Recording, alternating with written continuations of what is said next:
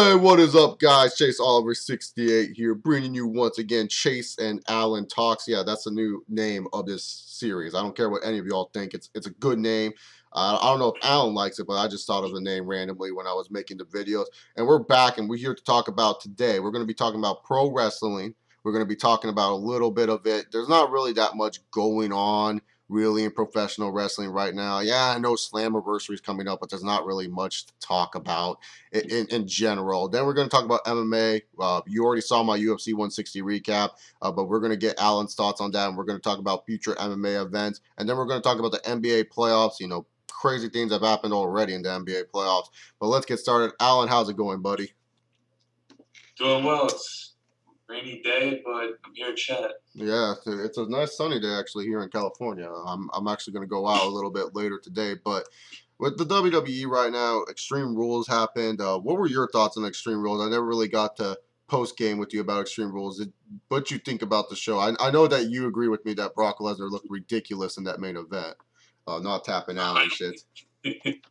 I didn't see all of it. I only really watched because I had to study for finals, but I only watched what I wanted to watch. I saw all the Shield. I saw one thing was really stupid.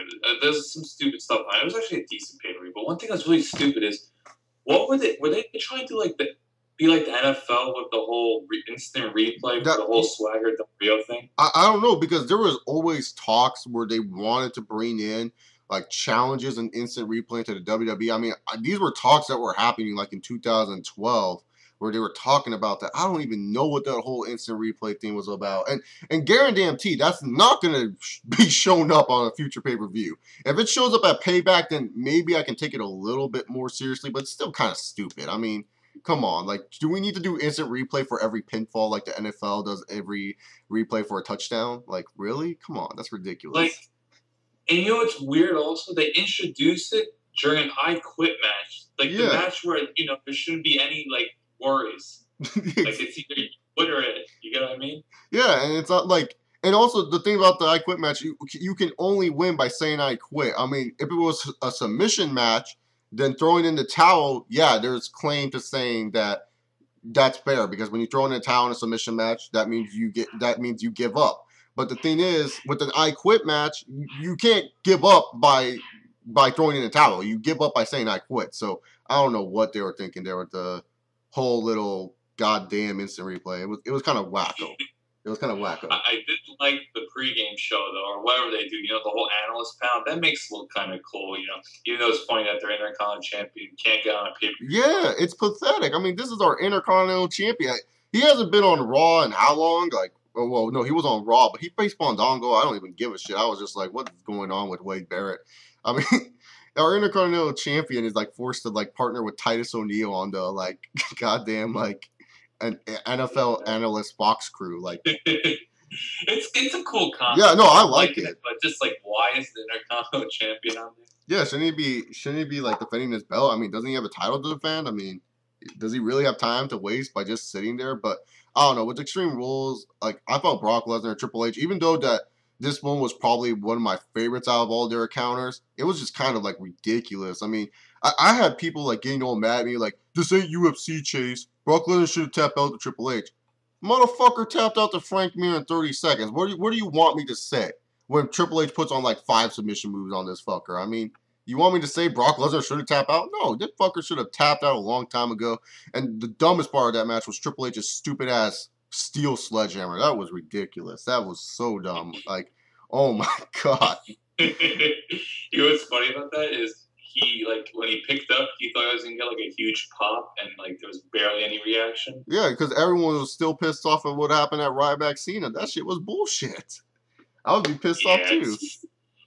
There was some good stuff on the pay-per-view, man, but man, and then Brock, he needs Heyman to do a low blow. It's this guy's supposed to be a killer. Yeah, he's 2-2, and one of his wins is pretty much kind of dirty. Yeah, exactly. I agree, because it's he loses to John Cena at this last pay-per-view. He comes back and looks like a badass against Triple H.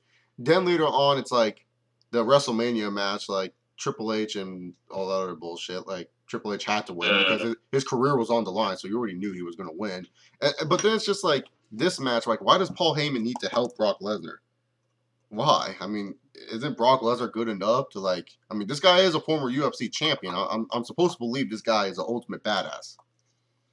You know what I'm worried about though is what I've noticed. We've seen it with Brock. Now we've seen it with Curtis Axel. It's like these guys either come back or debut, and they face Triple H and John Cena, aka the two guys that a lot of people are sick and tired of. Yeah. Are we gonna see that now with Bray Wyatt? Is he gonna come up and face Triple H? Like, come on. No, Bray Wyatt's not on the category of facing Triple H just yet because see what Bray Wyatt's going to do. He's going to show up and he's going to face Kofi fucking Kingston because Kofi Kingston is I hope so. Kofi Kingston is the bitch of everyone that debuts. He's a bit. He's just become the biggest bitch around Kofi Kingston. That's how I see Kofi Kingston now. Like I feel bad for the guy. I mean, this guy has great potential to be something different and big, but he comes out still has the same music since he's debuted. Still does the same shit since he's debuted. Still has the same moves since he's debuted. He only added like the SOS, and he added that shit like what, like 3 years ago, like in 2010. Like he's just the same person every time he comes out. So Bray Wyatt will either beat up Kofi Kingston or he will beat up the internet's favorite, the internet champion Zack Ryder for no fucking reason. Oh, I think the internet's kind of turned on Zack Ryder, but no, I'm happy though. Like I'm happy Kofi has a job, so I think Kofi definitely has a place in his company. Zack Ryder, on the other hand, on the other hand, like what is he doing here? Like I'm sorry, Zack Ryder, he just ever since he lost the U.S. title, that was crazy. And speaking of crazy stat, I kind of looked at it since Zack Ryder's U.S. title win over Dolph Ziggler at TLC 2011. Dean Ambrose is the only one, minus pre-shows, because I know Cesaro won it on SummerSlam pre-show, but minus pre-shows on a main card, he is the last person to win the U.S. title on a main card of a pay-per-view. Wow. Well, I know Cesaro, he defended it on a few pay-per-views. Like I think he faced Truth on a few pay-per-views, but you're talking about actually winning. Yeah, actually winning the belt on the main card. Ah, gotcha. Yeah, so that's crazy that it's been such a long time since the U.S. title has changed hands on a pay-per-view, but at least it's in the rightful hands of the Shield. I feel the Shield is doing well. I feel like the Shield needs to lose at least one match soon, maybe at a pay-per-view, maybe a non-title match, but they need to at least lose one match soon because like if they keep on winning and steamrolling people, they're going to lose their interest. They're just going to become like Super Cena, but the internet fans like them. You know what's weird? Because I know we're gonna talk about Bray Wyatt about that vignette, but he obviously has a stable. Could you imagine, say at SummerSlam, they do like a Bray Wyatt stable against like the Shield, and like the Shield kind of becomes like a tweener / face? Because think about it, the Shield's not really like hated that much. Like when they come out, they don't get like a huge reaction, which is unfortunate. But that's just wrestling crowds for you. They suck these days, but I don't know what you think about that. Yeah, I would like it because Bray Wyatt has the ability to get fans to hate him, and the faction that he has in NXT is pretty solid. That gets the fans to boo, at least in NXT land. But with the Shield, like they're supposed to fight injustice. Why not? Why not become faces? I mean, just make these guys faces. People want to cheer them anyways. It's like with CM Punk. No one wants to boo this fucker. No one wants to boo CM Punk. Why even try to make him a heel? You put him with Paul Heyman, it doesn't work. The only way people are ever going to boo CM Punk is if he's in the ring with The Rock in some occasions in certain areas, and there's no way in hell he's going to get cheered over Stone Cold Steve Austin. I mean, people love The Undertaker, but when you're giving the fans CM Punk and Undertaker what they want to see, they're going to cheer for who they want to cheer. They ain't going to just be all like booing CM Punk because he's using the urn. They don't give a shit about that. No one cares. They just like CM Punk. So that's the thing. Like, what did you think about the whole payback? I ranted about this in my Raw review, how I think it's stupid that CM Punk has to face Chris Jericho again at Payback. I hope CM Punk no-shows the pay-per-view, actually. I hope he doesn't show up at all for Payback. I hope, like, there's no promo or anything. He just doesn't show up. That would be a great way to show that CM Punk does hate wrestling and does not want to come back for a long time.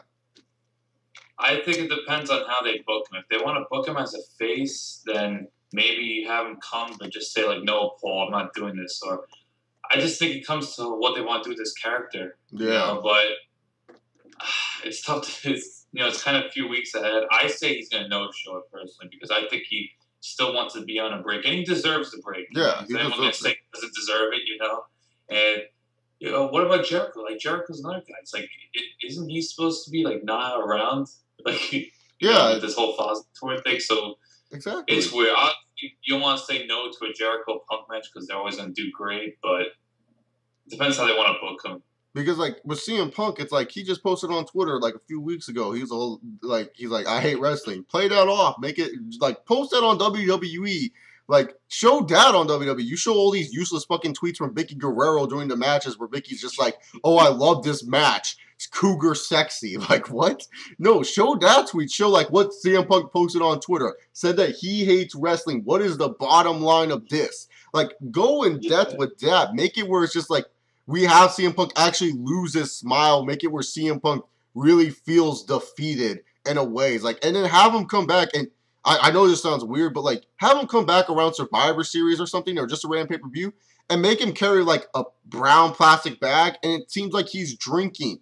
Make it seem like he has given up on everything, and this is where you get Stone Cold Steve Austin involved, and then Stone Cold ignites the fire that is CM Punk, and then at WrestleMania 30, you have Punk and Austin in the main event, and then Punk goes over, and it makes Punk into a bigger star. I mean, that would be a good redemption storyline for CM Punk, and not to mention you make him into a big star out of this. That's pretty insane, but just a few reasons why I don't think they'll do it. One, I think they really want Punk back by SummerSlam because they want to have a fresh matchup and they want something for Brock. Like I think Punk against Brock is. I'm kind of expecting that. What about you?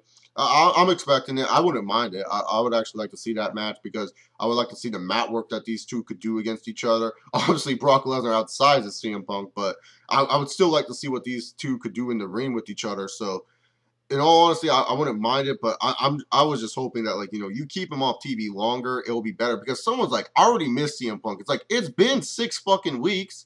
How can you miss someone that's been gone for 6 weeks? Like you have friends probably in real life that you haven't talked to in like 2 years. You say like all of a sudden I missed that person. Like go like seriously, it's been 6 weeks, people. Relax. He will come back. Like the longer he's gone, the more you're gonna miss him, and then when he returns, the more you're gonna be happy when he returns.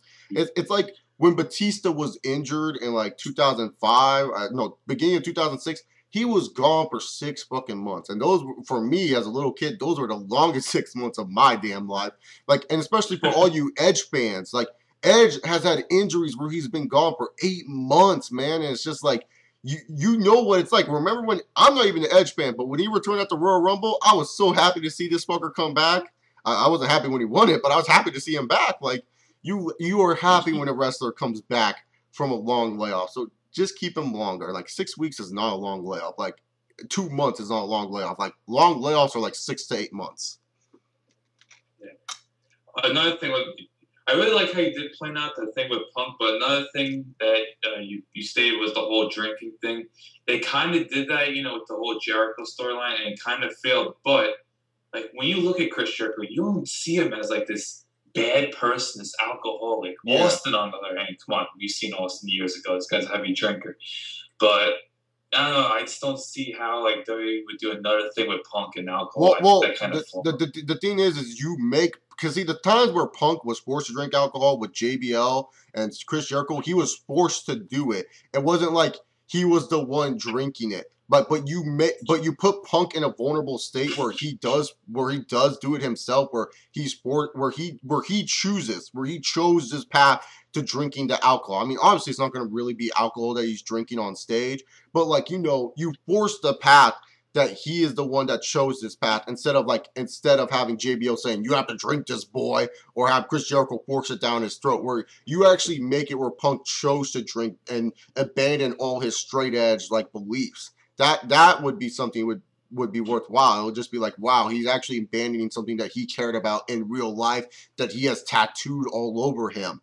And that's where Stone Cold comes in and says, I know you better than that. I know you're a better kid than that. I know you're a better human being than that. And I know you're a better superstar than that. And then makes him believe once again that he is better than who he is. Dude, it'd be crazy, man. I think everyone wants to see a Punk Austin match. Yeah, well, Stone I think you planned that up really did, but I don't know. I just don't see that. Yeah, no, I don't see it happening either. But with Stone Cold, he obviously he's not one to talk about WrestleMania 30.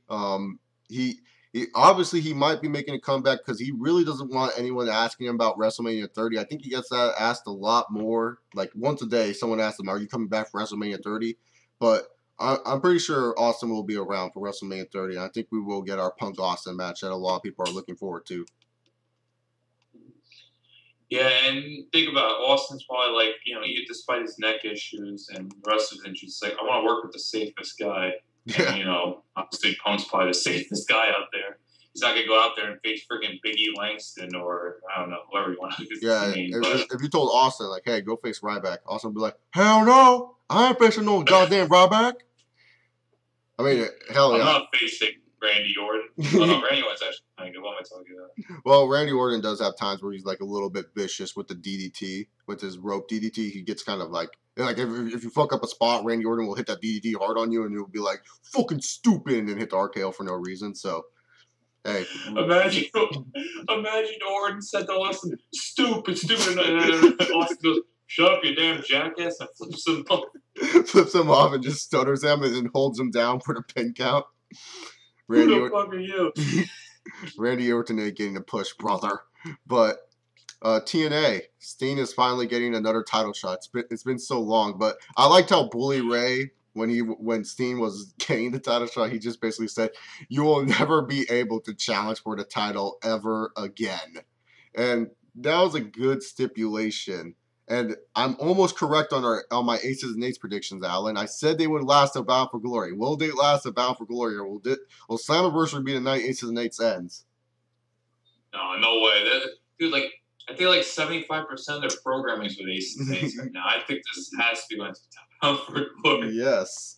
And AJ Styles said no to the Aces and Eights. Well, what do you think about Steen AJ Styles? Do you feel like right now he's doing a good job playing Steen with the beard and the hair and drinking alcohol and faking everyone out like no one knows what side he's on?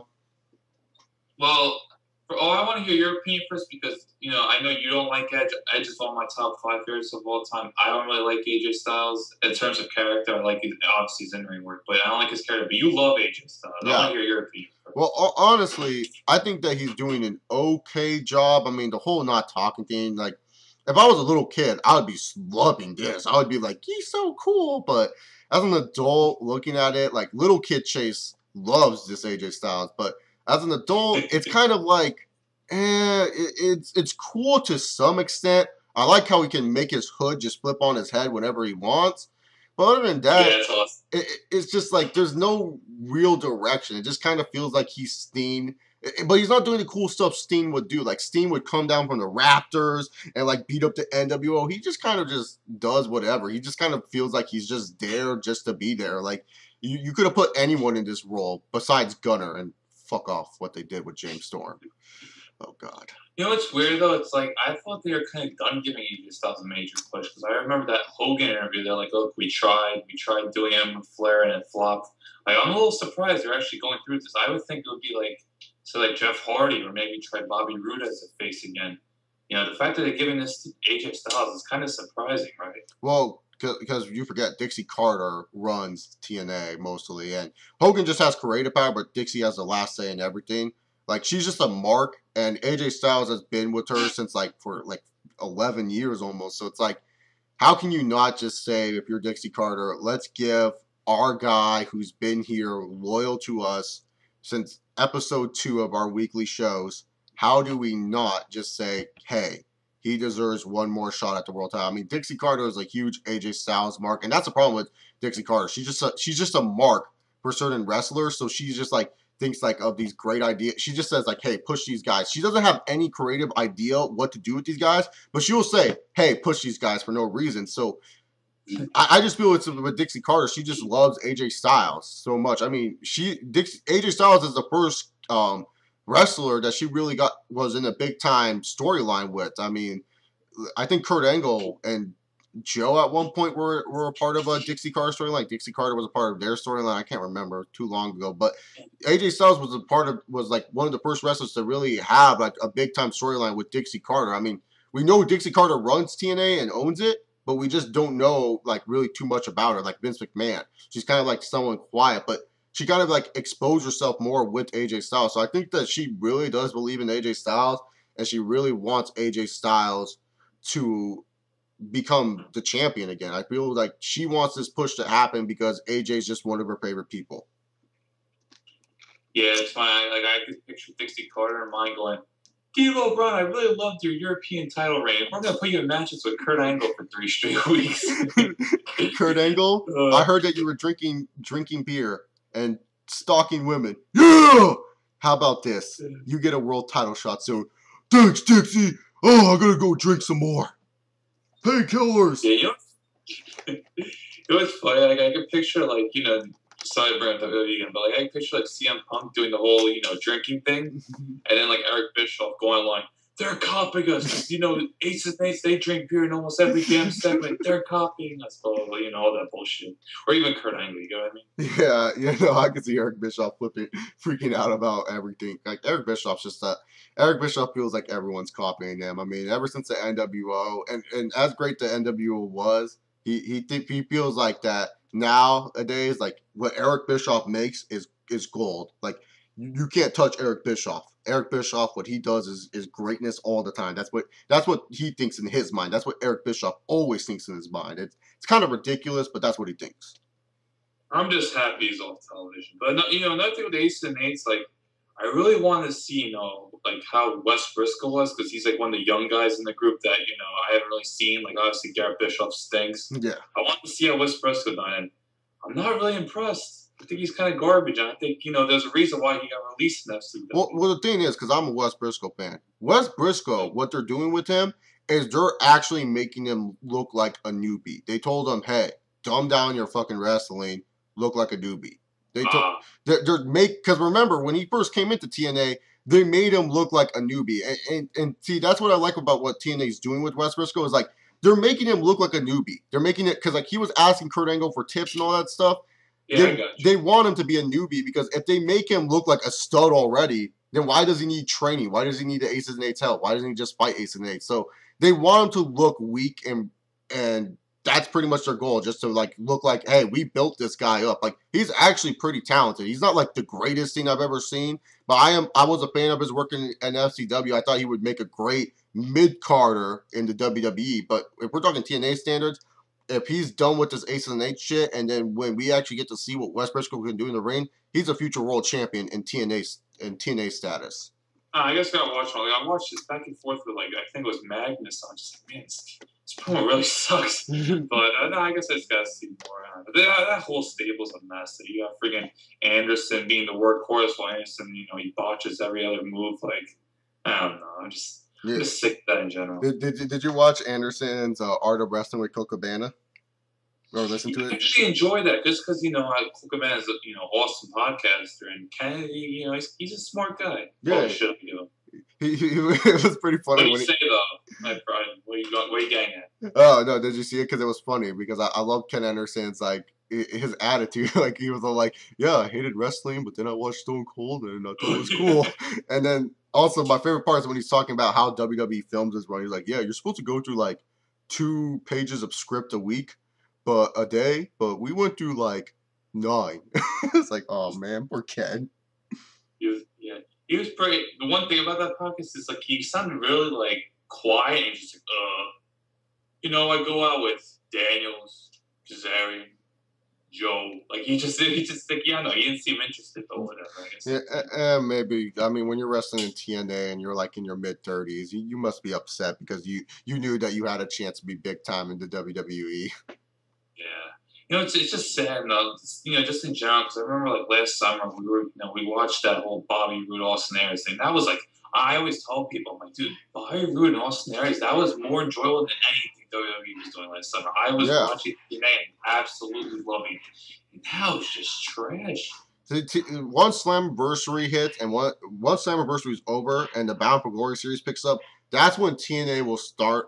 Because I always say, like, they always suck after Bound for Glory. They never do good after Bound for Glory. Once Bound for Glory is over, then everyone just goes back to, I hate TNA. What are they doing? And that's what they do. Because this is either what happens. They either do something stupid at the end of Bound for Glory, or they have a good Bound for Glory show, but there was one thing that a lot of people didn't like. Like, look at 2012. Jeff Hardy won the title. A lot of people didn't like that because a lot of people are Austin Aries fans, so a lot of people just turned off on the product.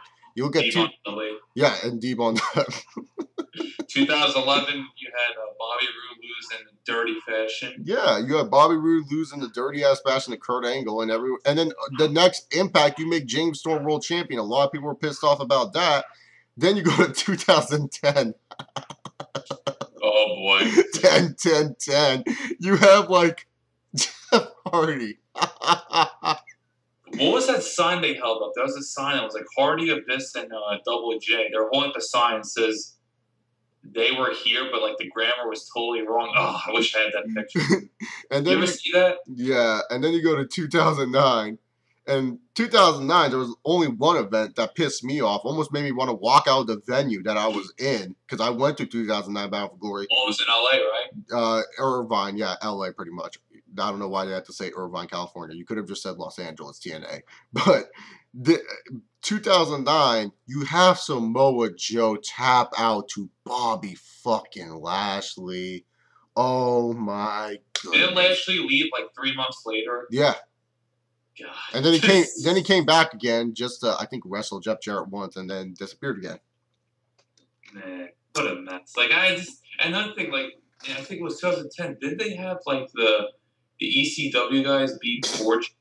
Yep, EV 2.0. ECW guys, like most of them left like a month later, except Tommy Dreamer. Yeah, pretty much all of them left, besides Tommy Dreamer, and I think Sabu stuck around for another month or two. It's like, you have all these old guys beat Bobby Roode, James Storm, Matt Morgan. Like, what the God? This company. Yeah, so sometimes like that's what that happens. Like they get good steam going into Bound for Glory. Like you said, the Austin Aries and Bobby Roode shit. Like that shit right there was gold when Austin Aries. No one expected Austin Aries to win the title. Did you expect Austin Aries to win the world title at Destination X? No, I just thought Roode stormed for the title at Bound for Glory like 99% of the other people. Yeah, and then all of a sudden, what happens? Austin Aries wins. I mean, it was something unpredictable. It was like, oh, what? I didn't even expect Austin Aries to win. Like, I wasn't going to be mad because I like Austin Aries. I was like, okay, whoever wins is going to be good. All we know is that we're going to get something good out of this. And then Austin Aries wins, and it was something good. But then they just kind of messed it up near Bound for Glory. They just don't know how to execute after Bound for Glory. That's TNA's problem. After Bound for Glory, they just don't. Once they hit Bound for Glory, they don't know how to execute. They're done. They're like, we did it. We made it to this show. Now what? Oh, I guess we do have to also talk about this. Speaking of scenarios, I don't know. What did you think of the whole incident? I didn't think it was. Who cares? Chrissy Hemi's a dumbass. Like honestly, what he did was kind of wrong. Fine, I understand it. But yeah, it's like okay. Fine a lot. Like first of all, you know how much of a joke this is? They say it's a heavy fine, and yet they don't announce the number or the amount. Like really? Well, what's a heavy fine in TNA? Like $2? Do you lose your food stamps? Do you get sent down to OBW? Like, what's a heavy fine in TNA?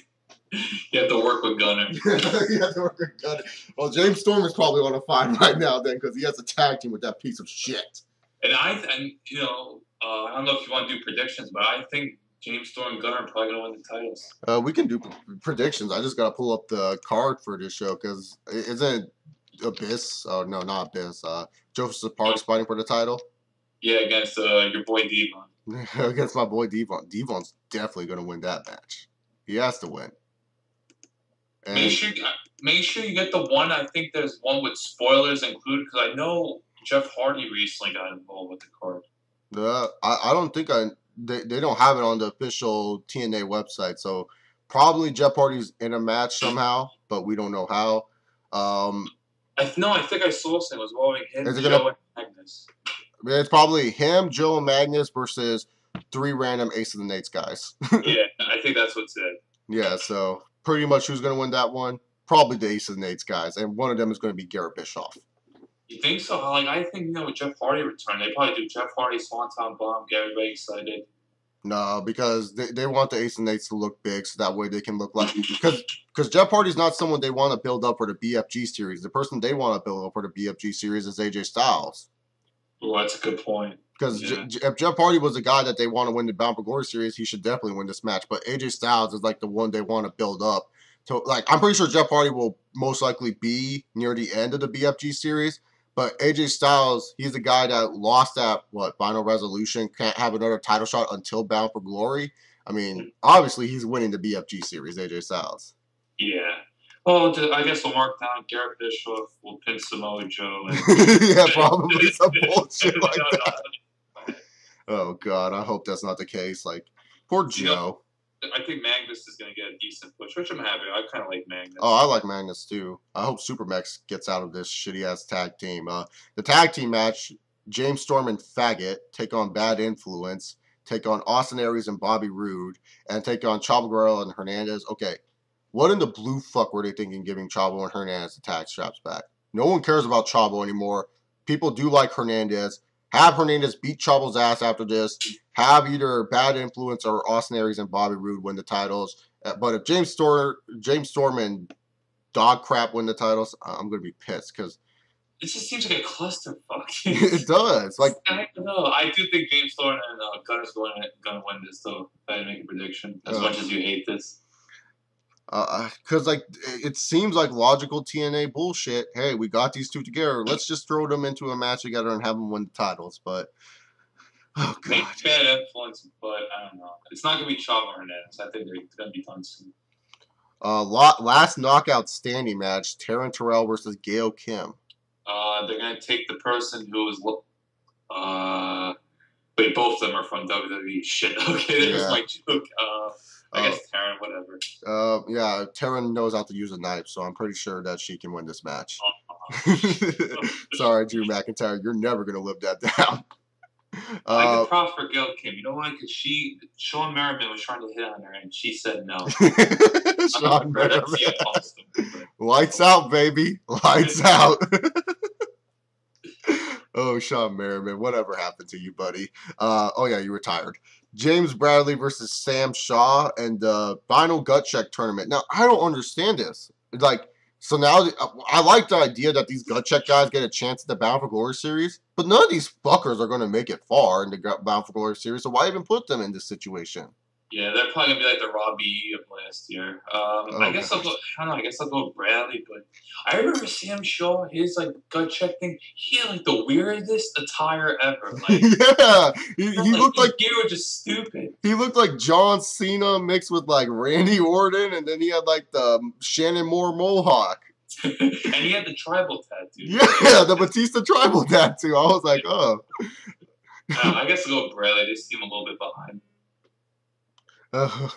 Yeah, so I'll go with Jay Bradley, but I was just surprised. Like, I thought Christian York would be in this situation. He seems likable. Yeah, I like Christian.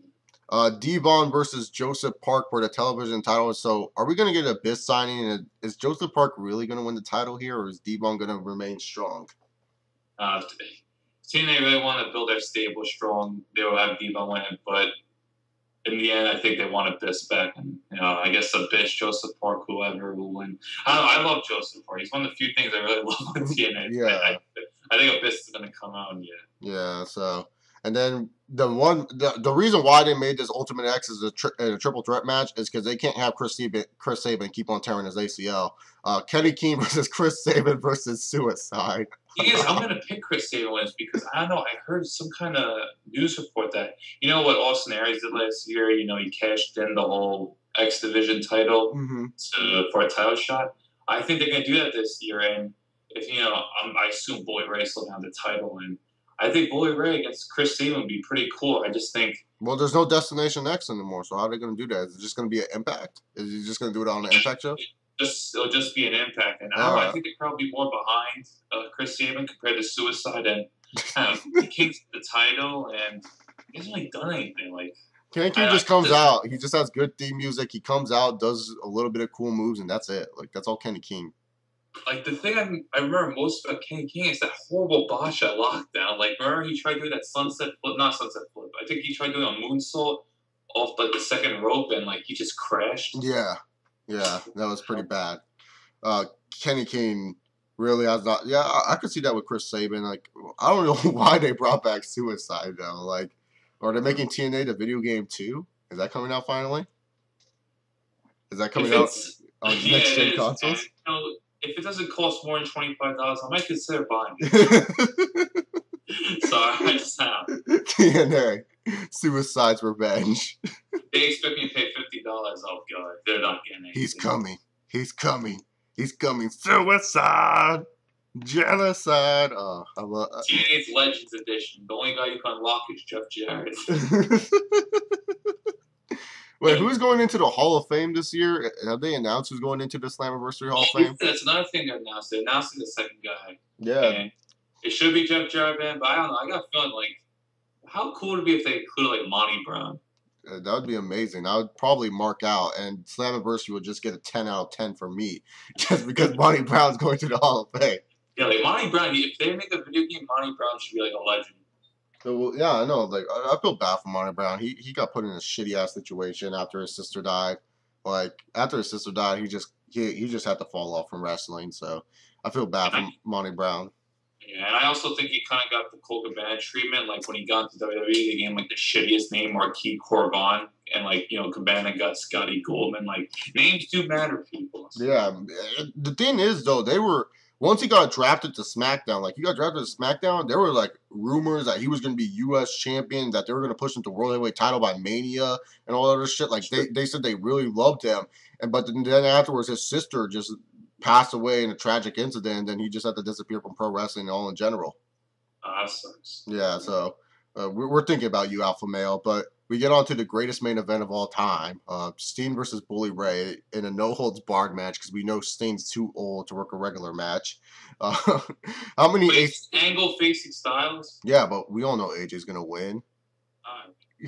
I mean, what's there to talk about? That Kurt Angle's they're gonna put on a really good match, and then that's it. Like, yeah, they're gonna face each other for the 600th time. Yeah, pretty much. Pretty much. That's man. It's weird. Like, imagine somebody like paying like a lot of money to go to this event, and they're seeing Bully Ray versus Sting in a main event. Like, who wants the people, man? I really hope people that are going to this aren't spending more than like $60 maybe. My Bound for Glory tickets for good seats are, I believe, like $70 for. What's really Bound for Glory? I assume they're gonna put on a pretty damn good show. Yeah, because it's in San Diego this year, so I'm thinking about going. Unless there's a Charger game on Sunday Night Football, then I'm not gonna go. Wait, they announced it? Yeah, it's in San Diego.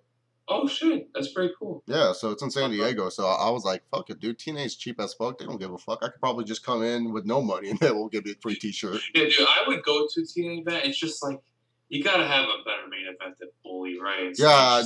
How can people pay for this? Yeah, how can people just say, hey, I can't wait to go to TNA. Like, at least for Bound for Glory, my main event will be AJ Styles, Bully Ray, and I'm pretty sure that'll be a good match. And then AJ Styles will win, so I'll be happy. And they'll build a respectable card around. Like, there's going to be good matches. Yeah, they're going to have, like, a really good card around us. Like, you're going to get, like, I don't know, maybe Raven will appear once again. Oh, Raven's another guy that might make the TNA Hall of Fame. He was big in TNA's early days. Chris Harris. Oh, Wildcat? Dude, I thought he was going to return, man. Like, imagine Chris Harris just came out and, like, beat the shit out of Robbie. Yeah, the last time he returned, though, he was fat. Yeah, I know. That's why him and Matt Hardy were a tag team. Yeah, that was the best part of it all. That him and Matt Hardy were a tag team. After that match, they went to go get Twinkies. Oh god! I remember people like, "Yo, Bray Walker might come back." I was like, "Yeah, do it." Knock knock. Who's there? Braden Walker. I'm gonna knock your lights out. No. Knock your brains out. Like what? Oh, brains out. Those lights out. So. No, brains out. But Braden Walker, I don't know. Raven could be another guy, but yeah, they're gonna have like a lot of people for Bound for Glory. It's just for Slammiversary. So it's like no doubt, Steen versus Bully Ray. It's going to be a good match. Why? Because it's no holds barred match. If me and Alan ever met and we said, hey, let's do a no holds barred match, I'm pretty sure we would get people to like it, because you can just have two idiots just hit each other with shit as much as they want, act as bad as they want, but it doesn't even matter, because as long as you're doing stuff that look cool, you're going to look good during this match. Anyone can pull up a no holds barred match. But another thing with this match is, like, have you noticed, like, Sting is just totally, like, as the years gone on, he's just totally, like, he's done less risky stuff pretty much. Mm-hmm. He's kind of just nailed it, and I don't have much expectations, but obviously want Bully to win. But it's the weird thing, like, I wonder how they're reacting, because I don't know if you noticed, but like, their ratings have hit like 0.8, 0.9. Like, are they really gonna take the strap off him before Bound for Glory? I don't know, because that's the thing. Because like normally, this is the point where TNA is like, we gotta do something big, brother. Jeff Hardy, win the belt back soon, dude. Like that's where Jeff Hardy normally steps in. But like Jeff Hardy at this point, like I remember one of my friends is like, yo, is Jeff Hardy dead again?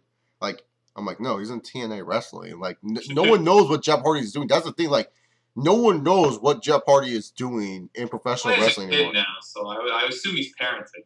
Yeah, he has a kid, so it's like I mean, if he was in WWE, people would know what the fuck Jeff Hardy's doing. But the thing is, he's in TNA now. It's like no one knows what he's doing. I mean, and then when you look at TNA as a whole, it's just like who do you think is like someone that everyone's like, oh, I can't wait to watch this guy. There's like only like two or three guys that like probably for you and me that are just like, yeah, I want to watch TNA for these guys. But then most of the time, those guys don't even make the air. They don't even make like the TV show. Yeah. It's just it's just sad. Like looking back from a year ago, it's just like now, like Bobby Roode and Austin Aries are just like kind of like mid card guys now. These are the guys that made me want to watch the show. They made me want to watch the pay per view. Like I watched Hardcore Justice live and I was loving it, and now it's just like Hardcore Justice 2011 and Destination X was it 2000 no 2012 fuck I'm getting my years mixed up. 2011 was so totally different. Sounds like it was Europe Crimson. Oh yeah, the Year of Crimson. That fucker's still in OVW, man. Keep him there. Him and Rob Terry, just keep him. Oh god, is Robbie T even doing anything on Impact lately besides like beating jobbers? I just picture freaking like Al Snow watching these guys work, and he's just like, "Why the hell did I leave WWE? I could have been with Joey Mercury and Bill DeMont, watching Chris Hero and Bray Wyatt." Watching these actually good talents and Pac and those other Mexican wrestlers that they just signed, like a bunch of them. They signed a bunch of Mexicans. They like Samurai El Soy or something. Yeah, I guess so. But I think that's enough wrestling talk for today. So if you guys want to tune out now, because most of you guys probably will, because you're like, oh, you're not talking about wrestling anymore, Chase. I'm done listening to it. Well, guess what? We're talking about MMA, so most of you guys will like that. So UFC 160 just hit. Besides the main event, that was a really, really good show. I really did enjoy the show. The opening fight was pretty damn good, besides KJ Noons being a flop. Donald Cerrone looked good.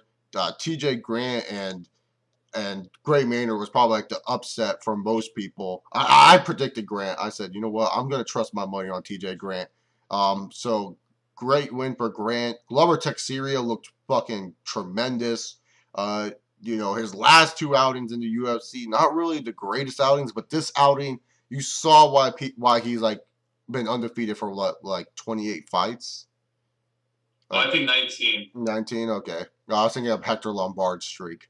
Yeah, whatever happened. What's with Hector Lombard? Is he cut yet? I hear you might go down to welterweight. Oh, I don't really? know. He's been kind of a flop, getting dominated by Okami. Yeah.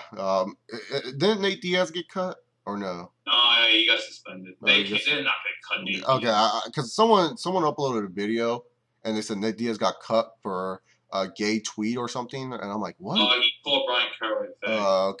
Okay. And so. But then also like the main event, like in all honesty, was such a disappointment. I mean, they built up this shit. Like I remember when my friends actually asked me, did they actually find Bigfoot the UFC to fight the world heavyweight champion? Because they thought the UFC could do anything. I mean, Dana White has a lot of power nowadays in the world of fighting in general. Like Dana White's a really good promoter. Like if he wanted to open up his own boxing promotion, he could probably help the sport of boxing out. He would get a really good team around them and put on really good boxing fights. But the thing is, it's just like they really hyped up this main event, and it didn't even live up to the co-main event. The co-main event was like one of the best heavyweight fights I've seen in like 3 years, and that shit was awesome. I mean, that was as good at like JDS looked really good against Mark Hunt. Mark Hunt looked good you knew this fight was gonna be good when Mark Hunt got up after an overhand right from JDS. You knew that fight was gonna be good. Like Mark Hunt just looked amazing, and then the spin kick at the end, and then the punch at the end. Oh my god, like that was just a really really good heavyweight fight, and it just sucked that the main event just like sucked the wind out of it. Never put Bigfoot Silva in another main event. Fuck Bigfoot Silva. He should never fight for the world title ever again. Well, I don't think he will. And it was funny. Like people were kind of before the whole Dos Santos stuff. It was so much buzz. Everyone was loving that fight. But some people are like saying how Junior Dos Santos is kind of predictable in a way, and I think a little bit in a way because he kind of uses that jab and then overhand right a lot. But the guy, that third round, he connected on like a left hook. Mark Hunt, you just saw his face just like splurge in the camera, like he was just shaking. Yeah. And, he has one of the meanest uppercuts. I'm just like, how is Junior Dos Santos that predictable? He just knows how to use efficient boxing. That's what I think about Dos Santos. Yeah, and I also liked how Dos Santos actually tried to wrestle in this fight more, and instead of being like GSP, just lays there and just butt fucks the opponent until they're dead, he actually does shit on the ground. He actually strikes them and hits them very hard. But the thing about like JDS now, it's like now we're forced to see JDS and Kane 3. And oh boy, I just don't like it. I mean, because like the heavyweight division. You're one of the few. You're one of the few not to like it. Huh? You're one of the few to not like it. A lot of people are buzzing on it. Yeah, the thing is, it's just that this is not like someone said like this is one of the biggest rivalries in MMA, and I'm like, no, go watch Randy Couture and Chuck Liddell. That's a rivalry. I mean, because the thing is, like the heavyweight division's so thin, like it's going to happen again once JDS. If Kane beats JDS, it doesn't matter because JDS just has to win one more fight, and he's going to be fighting for Kane for the 4th time. This is going to be a continuous cycle in the MMA world. I mean, because when you looked at Randy Couture and Chuck Liddell, when Liddell lost the first fight to Randy Couture, it wasn't like Liddell just beat one fighter and all of a sudden he got another shot at Couture. No, he had to beat 4 other fighters before he got a chance again at Randy Couture, and he had to wait 2 years. Once he got Randy Couture again, he beat him. And it wasn't like Randy Couture beat one other fighter and got a rematch against Chuck Liddell. No, Randy Couture had to go against like 2 or 3 other fights before he got another shot at the light heavyweight title, and then he lost to Liddell. Like, nowadays, like, these guys are just being forced to fight each other because there's no one left in that division. I mean, the first fight, that made sense. Big fight. This is going to be exciting. Kane loses, but what does Kane do? Kane just wins one fight against Bigfoot Silva. Okay, he wins one fight against Bigfoot Silva. And then afterwards, it's just like, Junior Dos Santos is supposed to fight Alistair Overeem. Overeem, once again, just bitches out because he has to take steroids. Then you have him face Frank Mir. Frank Mir loses. Dana White's like, oh, what do I do here? I know, put on a rematch. They put on the rematch like for these two to fight. But really, to be honest, they each only fought one other guy after they each fought. There wasn't even a build-up or suspense to it. It was just kind of like they just already fought. Like, they fought, like, just a year ago. Why are we seeing this again? Like, what? And then afterwards, now we might get them later in the year. I mean, I don't know, dude. It's just that I don't want to see these guys fight because they're the only 2 best in their division. Like, they're the only 2 that can fight each other for the heavyweight title. I mean, sure, it's going to be a good fight between these 2, but it's just like JDS versus Kane 3. When you say it's like a top 10 fighting like when people say it's a top 10 fighting rivalry of all time, when you say fighting, you're also adding boxing to that mix. So this is not a top 10 fighting rivalry. This is a top 30 fighting rivalry.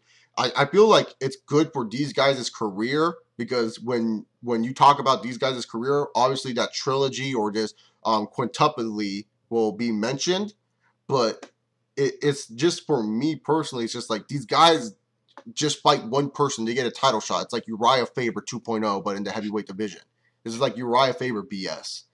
So I got some hope in the heavyweight division. Like I'm looking forward to seeing what Fabricio Verdun does against Nogueira.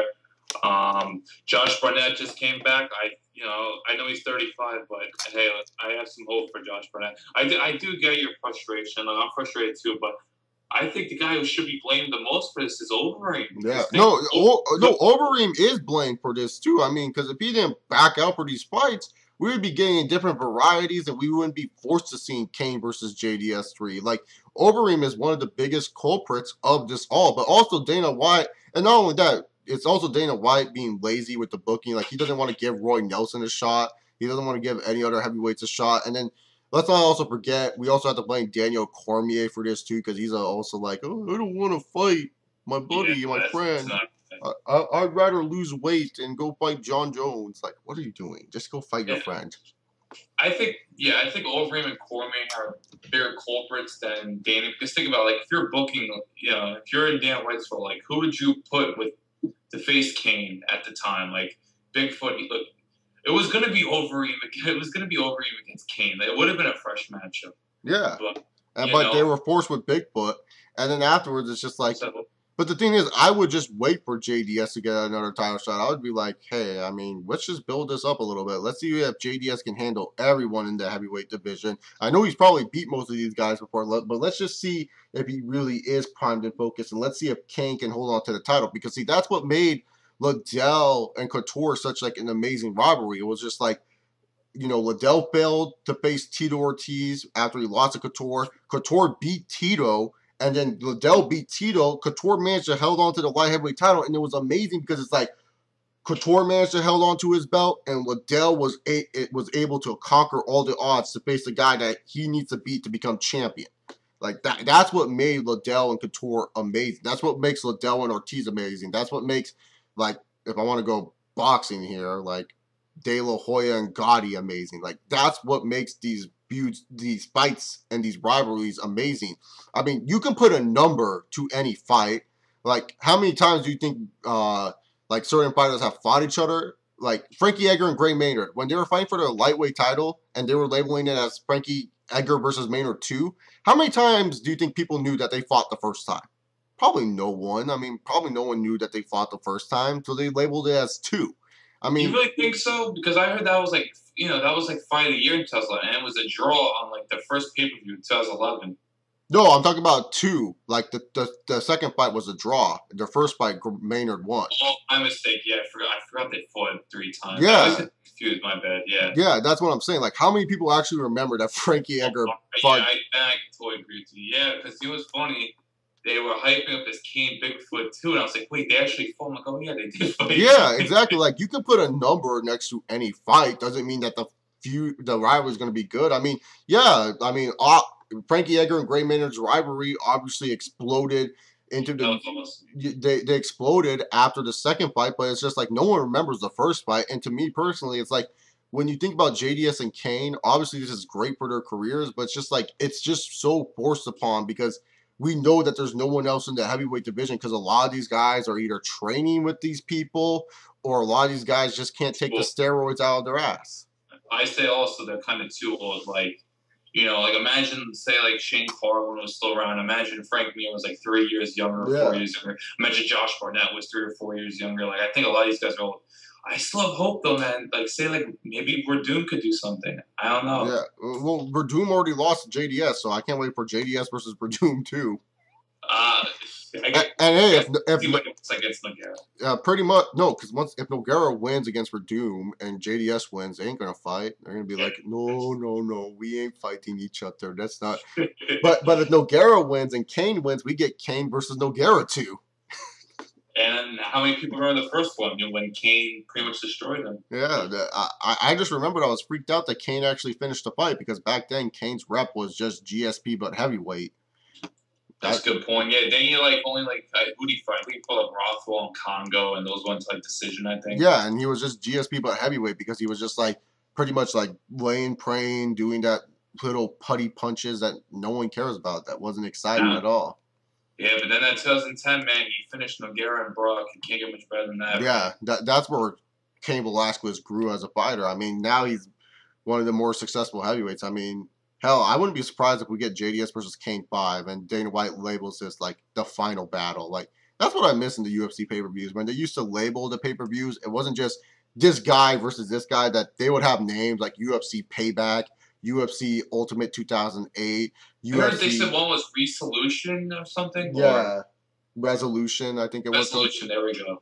Like I miss the names because it was like that, because that's what like boxing does still, and they still get buys. Like they have Floyd Mayweather. They don't just say Mayweather versus this guy. They go, it's like the Kings of the Ring or some bullshit. Like at least they add something to make you say, oh, this sounds interesting. Like the UFC is just like Silva versus Bigfoot. Like what? No, make this like something like I think the last card that they actually did that wasn't it.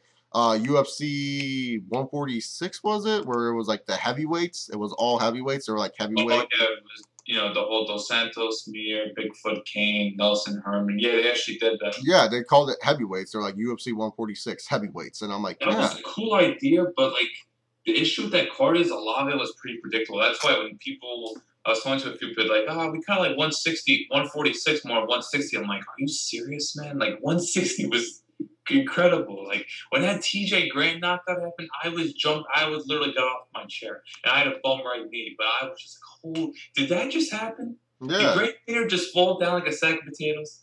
Yeah, Gray Maynard got his ass kicked. I mean, that was like just like, oh my god, I can't believe like TJ Grant managed to pull off the odds and win a fight like this. Like that was good shit right there. I think that's just massive. And I'm writing an article about tomorrow how like how that win for TJ Grant is really huge. And I think the UFC they should reward the lightweight division for so many good fights. They put on They so many good they, fights. They they should have. They're doing a pay per view in Toronto, 165 in September. They should have Grant against Benson headline that because you yes. get GSP and Hendricks literally everywhere. People are gonna go to that. Like they don't need to put GSP in every freaking Canada show. You know what I mean? Yeah, no, GSP needs to fight in Vegas. He's fought in Canada. He hasn't fought in Vegas since 2008, since UFC 100. He hasn't fought outside of Canada since he fought Dan Hardy, and that's a long time ago because Dan Hardy in a title fight. You know what I mean? Like Yeah. when that happened. Yeah, I mean, fuck that shit. But it's just like Benson Henderson and TJ. Benson Henderson needs to get off Fox cards. I mean, seriously, I'm sorry, Dana White, that he's not Frankie Edgar. I'm sorry, Dana White, that he can't put asses into seats, but give him a chance. And plus, he's fighting a hometown kid. I mean, look at Mark Hominick and Jose Aldo. They were also a draw as comparable to Jake Shields and GSP. I mean, once you heard I'm coming home from Mark Hominick, that arena fucking exploded at UFC. At what was the number 140? What number was that one? Definitely not 140. I think It it was was like like one of the 130s. well, yeah, one of the 130, 129, I think it was, because 128 was Jones Shogun, and that You was know those before. Canadians are going to be so passionate too, and it's just like, and they could promote it like you look TJ Grant's 5-0 in the lightweight division, and then you got Benson who's kind of he's won but what minus the Nate Diaz fight a lot of close decisions, but he still had a lengthy title run. He's I think tied with BJ Penn for most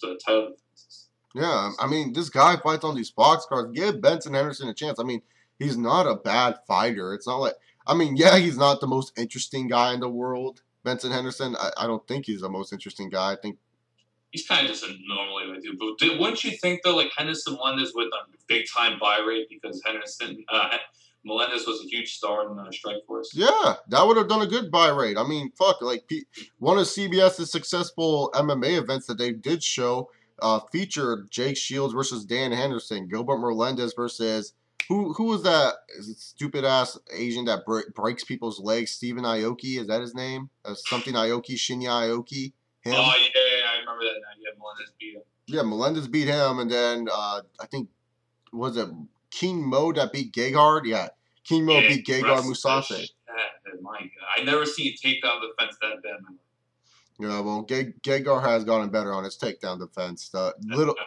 Little Fedor is coming back. Apparently, that's his nickname. He's Little Fedor because he used to train with Fedor. He fights like Fedor too. He fights like with that boring, but I'm gonna try to knock your head off type fashion. Speaking of Shields Henderson, though, like the thing I remember most of it was Mayhem Miller started that fight. Well, even though honestly, I think I blame more of the Diaz's for doing that. Dude, Diaz and Mayhem is like the biggest missed opportunity in all MMA sports. I agree, man. Like if I'm Scott Coker, I'm just like, how did I not make that fight happen? Make that for one. They should have done like a 183 weight limit. Like I think I'm right about this one day, but like they should have done like keep it at 183 because dude, Diaz is entertaining as hell. Mayhem, the guy has his own MTV show. He's I think he's classified as very entertaining. Yeah. That would have been so huge, man. I mean, if you're on TV, you're obviously doing something right. I mean, I'm surprised the UFC didn't even try to take advantage of this. Who gives a shit? You guys make any fight you want anyways. Just put this on a main event. Fans are going to buy it. They don't care if Mayhem's wash up. Only those people that are like really butthurt are going to be like, oh no. Like people are going to enjoy just seeing Mayhem and Diaz talk shit to each other. Just say that the winner's going to get the welterweight title shot. Like who cares? Seriously though, like, what's the big difference between Chael and Mayhem? Look, I know Chael's more accomplished. Like, I understand that, but like, Is it that much of a difference between Chael and Mayhem Miller, or what do you think? There's a huge difference because like Oh, huge. Chael's overall a better fighter than Mayhem. Like Mayhem. I'm just thinking, but is there like a huge difference in terms of like both of them are entertained, both could talk? Oh no, there's not a huge difference in their talking and being able to sell a fight. Yeah, no, like people were watching prelims because of Mayhem Miller. Like he was on the prelims and people were like, "Man, I can't wait to see Mayhem on the prelims." In that entrance, yeah. Yeah. Mayhem's one of my favorites of all time. That's why I try to defend him a lot. Kind of like I have to defend, which I hope we're going to start predicting now. I have to defend the Rashad Evans a lot lately. Don't worry, we're going to talk about UFC 161, the old man card. Speaking of which, there was a change in the UFC 162 card.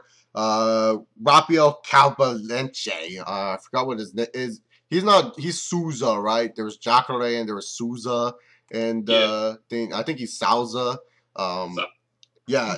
No, he's Fejao. Who the fuck was Souza? Who cares? Rafael, just call him Fejao. Is taking Thiago Silva now on the Nogueira Redoom card. I don't know why they moved it. Maybe because they're both Brazilians and they just wanted more Brazilians on the card. But yeah, they just moved. So that's all you guys got to need to know about card changements. Now we get to UFC 161. Sadly, Raynon Barao, he said that his knee was hurting or something. I don't know. Maybe Jose Aldo said, "Hey, get on a motorcycle. It'll be cool." So, hey, I gotta make fun of Jose Aldo or Jose, whatever he wants to be called. Why does it always change? Why is it 1 minute it's Jose and then the next minute it's Jose? Jose Canseco, that's his name. Jose Canseco, but Rashad versus Dan Anderson is going to be the new main event, and this card. You said it best when you told me on Facebook. This is like washed up people. Like, yeah, and I'm the biggest. I don't know if I'm the biggest, but Rashad's my favorite fighter of all time, and I'm, dude, Rich Franklin should have been on this card, man. Rich Franklin versus Wanderlei Silva, or something. I mean, come on. I mean, we already got Pat Barry on this fucking card, so might as well throw Rich Franklin on there. Gabriel Gonzaga. Oh no! Sean McCorkle. What? Oh my! How's this fight on the on the prelims? I'm reading this. Jake Shields versus Tyron Woodley's on the prelims. That's UFC telling Jake Shields, we're sick of your boring shit. We're putting on the prelims. But Tyron Woodley's a great young talent. Oh man. I agree, and they're playing like a woman's fight. I know Alexis Davis, but I never heard the other girl. Rosai Sexton. I don't know. She has a Sexton name, so. Yeah, so I don't know. I'm personally like when I do my preview, I'm probably gonna talk about Shields Woodley over Davis, Sexton, whatever. Yeah, Rosai Sexton. It's a slap in the face to Jake Shields, man. It really is. Rosai Sexton is 13-2, and her biggest win is against. Well, she doesn't have a big win, but she did lose to Gina Carano, so. I guess that counts as something. You saw something crazy though. Like 2 years ago, Jake Shields was main eventing a pay-per-view against GSP, and now he's on the prelims. He's kind of like the Miz. He's the UFC Miz. Yeah, he's the UFC Miz. I mean, no, I remember that promo. That was one of the best promos they've ever done. They're like, he's beaten Dan Anderson, beat Yushin Okami, and that was the same tournament. Like, if Jake Shields, if Yushin Okami did not win by disqualification, he would have been facing Anderson Silva in that finals. Yeah. So it was like kind of like but he beat Condon and Okami in the same night. Like they're like he beat Dan Henderson and he has all these titles and it was just so epic. And then they showed GSP being Koscheck and then they showed Jake Shields in the crowd and they're playing Remember the Name like it's like 2001 again. And then all of a sudden it's like you see these two just stare each other down in the locker room. You're like, oh my fucking god. That was a huge card, man. Because I think it was the same night Machida did the kick on Couture. Yeah, that was Couture's last fight. That was Hominick's baby being born on his fucking eyelid by courtesy of Jose Aldo. That shit was nasty, but all props to Mark Hominick on that one. He earned himself a job for life in the UFC. Or did he get cut already? He probably got cut. He's tired. Oh, he did? Oh, poor Mark Hominick. But, like, yeah. And then Sam Hands of Stone. Stout's on the prelims, too. And Sean Pearson's on the prelims. God damn. This is pretty nice prelims that they have here. But Pat Barry's facing Sean Jordan. Do I care? Do you care? You know, I got a soft spot for Pat Barry. HD Barry. Like, I'll admit, he's nothing. He's a at this point. Fine. Like his biggest moment was probably the co-main against Crow Cup, and I think he should have won that. But I think he showed Crow Cup too much respect. But I like Pat Barry as a person, but obviously he's going nowhere. But doesn't Pat Barry have something? He's not shaving his head until he gets a submission win. no, he had a shaved head against Shane Del Rosario. Oh, he lied. He said that he was not going to shave his head until he had a submission win. So he has no ground game, so what the hell is he thinking? I don't know. He's a weirdo. Obviously Alexis Davis is facing Rosie Sexton. Is this going to be like Misha Tate versus Kat? Is this going to be like versus Kat Zingano? Will Rosie Sexton surprise us? You can't. I guess I got to do more research. But the one thing I'll say about this, I'm happy. People complain all they want about Jake Shields being on the prelims, but the women have put on some fantastic fights. Like every women fight that's been on the main card has been like fights. Like I had friends over for like beers one night for that UFC, like the Faber and Jorgensen fight, whatever. I didn't care about that fight all that much, but the Ultimate Fighter. Now I got you. Yeah, so we just had like people. I had people over, and I had a girl over too, and she didn't know women fought, and I'm like, yeah, women were fighting since like February in the UFC. She's like, how long have they been fighting in MMA? I'm like, dude, I don't know, like since like 2006 or some shit. And she was even amazed what these women were doing. Like when that one point in the fight, I think it was like in the third round when Zagano, or the second round, I don't know which round it was, but when Zagano was just like mean, like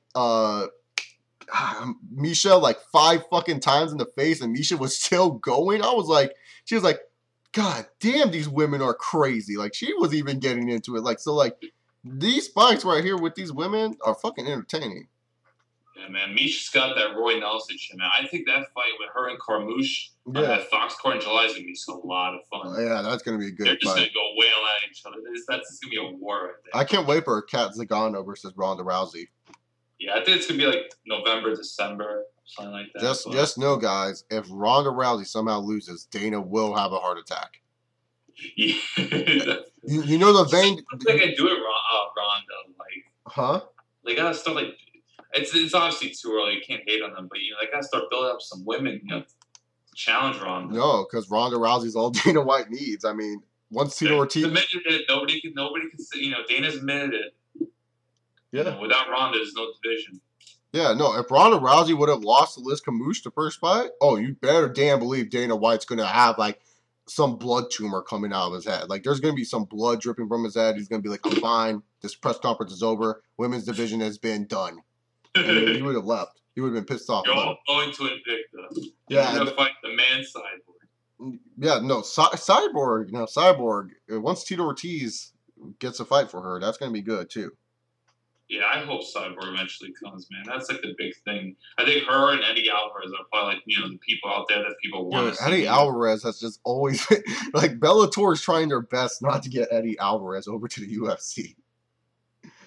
Yeah, pretty much. He's like a prisoner to Bellator. He's like, please let me leave. They're like, nope, you're still under contract. Yeah, I will. But anyway, want to get to what's the other main card fights? I know Roy Nelson's facing Stipe Miocic. Now I have a personal love for that fight because I've talked to Steve before. A good dude, he's Croatian like me, and obviously I think everyone loves Big Country. Oh, who doesn't? It's a fun fight for me, but yeah, I think Roy's gonna kill somebody. That big belly's gonna kill someone. That's for sure. Get on a Roy Nelson fight, man. Like if there's anything that's gonna be fun on that card, it's gonna be Roy Nelson. Mauricio Shogun Rua, still mad at Black House, is going to take on Antonio Rogero Nogueira. Is Shogun going to come in fat or actually looking good for this fight? I'm so done with these two because Nogueira has done little to nothing in UFC. Like he hasn't put in any like fun fights. Like his biggest wins, which were against Rashad, boring as hell. Tito, he won by punching him in the stomach. Oh, big, really exciting. Wait, didn't he beat Ryan Bader by submission too, or was that Bader beat him? Oh yeah, Bader beat him. Fuck, I always beat him too. Whatever happened to Darth Bader? Is he still? He was supposed to fight Glover, but then he got hurt. So yeah. Oh, okay. So Darth Bader said, "Oh, I'm not going to ruin my career. I already did that with John Jones." Yeah, he's still top 10, man. I don't know how, but they said he's number 10 in those rankings. Well, good job for Darth Bader, but Isn't what fight Shogun coming off of? I can't remember. Gustafson. Oh yeah, and he lost that. That was Yeah, that was a pretty dull fight. Gustafson just worked him, but like I don't know, like you think Shogun might be motivated just because it's the old, it's kind of like a pride throwback fight. Maybe he'll be motivated. nah. He's only motivated if Dana says, "Hey man, you're gonna get a guaranteed title shot after this." So like I know Shogun's won the title, but like Shogun's kind of becoming like the crow cop of the light heavyweight. No, he is the crow cop. He is the crow cop. I mean, Pride guys are still going to be like, Shogun's going to destroy no matter what. Like, Shogun's the crow cop. Like, you know how when Crow Cop would fight and everyone that was a Pride fanboy would say, Crow Cop's going to destroy this guy, no fucking problem. And then when He's going to destroy Brandon Schwab. Yeah, no. And then it's like when Crow Cop loses, they like make up like the most random excuses, like, oh, Crow Cop just said that his knee was hurting, so obviously you knew that he wasn't 100%. Like, oh my god, when Gabriel Gonzaga beat Crow Cop, the internet like exploded. Everyone was making excuses. People were even saying inside of the arena, they said when they were there that it was really hot in the arena, so Crow Cop couldn't focus. That was one of the excuses I read when I was a little kid. I was like, Gabriel Gonzaga just beat him, though. It's like, who cares? But I remember when Crow Cup fought Mir, and he was coming from an eye injury, and that was one of the worst heavyweight fights of all time. Oh, God. Like, there was rumors to, he had a big eye injury. This is my take, and I know I want to hear your response to this, but like, if you're fighting, I don't care what injury you have, what excuse. You've chosen to fight this fight. Yeah. Do it, Like when Nogueira says, oh, I had a staph infection against Mir. All right, that's understandable, but then why'd you take the fight? You obviously didn't find him as a serious opponent. Yeah, Anderson Silva, like, I don't know if you watched Like Water yet, his biography thing, but during training, he was like, oh, my rib is hurting. Like, that was a real injury, because like when you watch that Like Water thing, it actually shows that injury. He injured his rib while grappling, and then who's his Lorenzo Fertitta? Who is that? His like translator, or Ed Suarez or whatever? Ed Suarez. Yeah, he was like, "Do you want to pull out of the fight?" And he's like, "No, I still fight. Just need to ice." Like he was just saying, "I just need to ice." Like Anderson Silva got a broken rib, and if you watch Like Water, that shit was legit. Like it looked nasty when it happened in Like Water. Like I was like, "How did he fight after that?" And he beats Chael Sonnen. Like, oh my god, like. Just like it's like Rampage Jackson. Like I always think Rampage Jackson when he used to fight had an excuse, like had a book, and it just had every excuse for why he would lose a fight. And he would say like, "Oh, my knee was hurting. Oh, my back." Like Tito Ortiz was like the biggest one. He would always be like, "Oh, my knee was hurting, so that's why I didn't give it 100%." Guys, I'm sorry. I just think like these guys, it's just you either pull out of the fight or you fight. Just. Excuses are ridiculous. It's just like you obviously didn't take your opponent seriously if you had taken this fight while being injured. If you did take him seriously, you would have pulled out of the fight, Yeah, exactly. And then like, it's like I don't know, this whole injury thing. Like, just fight. If you can't fight, just pull out like everyone else does. And so far this year though, there's not been many compared to 2012. Oh, dude, 2012 summer got like raped. Like that was like the rapage of the UFC. I mean, I was like what when you saw UFC's 148 card before the rapage of injuries, that was set to be one of the best cards ever that the UFC produced, because that had Silva versus Sonnen 2, one of the biggest rivalries that they had in the UFC, WEC and UFC rivalry, and Dominic Cruz and Uriah Faber. I mean, Faber beat him in the Cruz in the featherweight division really quickly. It's gonna be sick, man. Jesus. Yeah, and then I think they do not like each other. And I think Rich Franklin, he was gonna fight No, he was gonna fight. Rich Franklin was supposed to fight Hector Lombard on that card, I think, or something like that. Yeah, I think Lombard was. Franklin had to replace Vitor. Yeah. And fought Wandy on 147. Yeah, he fought Wanderlei. Yeah, so it was like, oh my god, like these guys, like that was like a purge. And then Jose Aldo was like, oh, I can't fight my knee, and then that was just like the ultimate like destruction last summer. But this summer, so far, so good. So hopefully, there's no people riding motorcycles and stuff. But for some reason, though, I think I hate to be this guy, but I do think maybe Shogun has one more knockout left in him, and I think he'll finish Nogueira. I wouldn't be surprised if we finish off Nogueira, but Rashad Evans is taking on Dan Henderson, and this fight either has Hendo knockout first round or Evans by decision. It's got to be one of those two. Like, dude, Rashad Evans, I said it so many times. When they show this guy in the commercials for the upcoming UFC fights, they show the same fucking highlights. I know what highlights they're going to show. They're going to show him knocking out Chuck Liddell, and then what was that? Sean Salmon. Yeah, they just showed those same two highlights every single time. It's like, does this guy have no other highlights for him? I thought when he knocked out Tito, I thought it was a kind of a cool knockout. He kneed him in the chest, I think. That was kind of cool. Yeah, but it's not as cool as when you see a flash knockout. Like, flash knockouts are cooler than knees to the chest. Like, they have no highlights for Rashad Evans. Like, it's pretty sad, but... Yeah.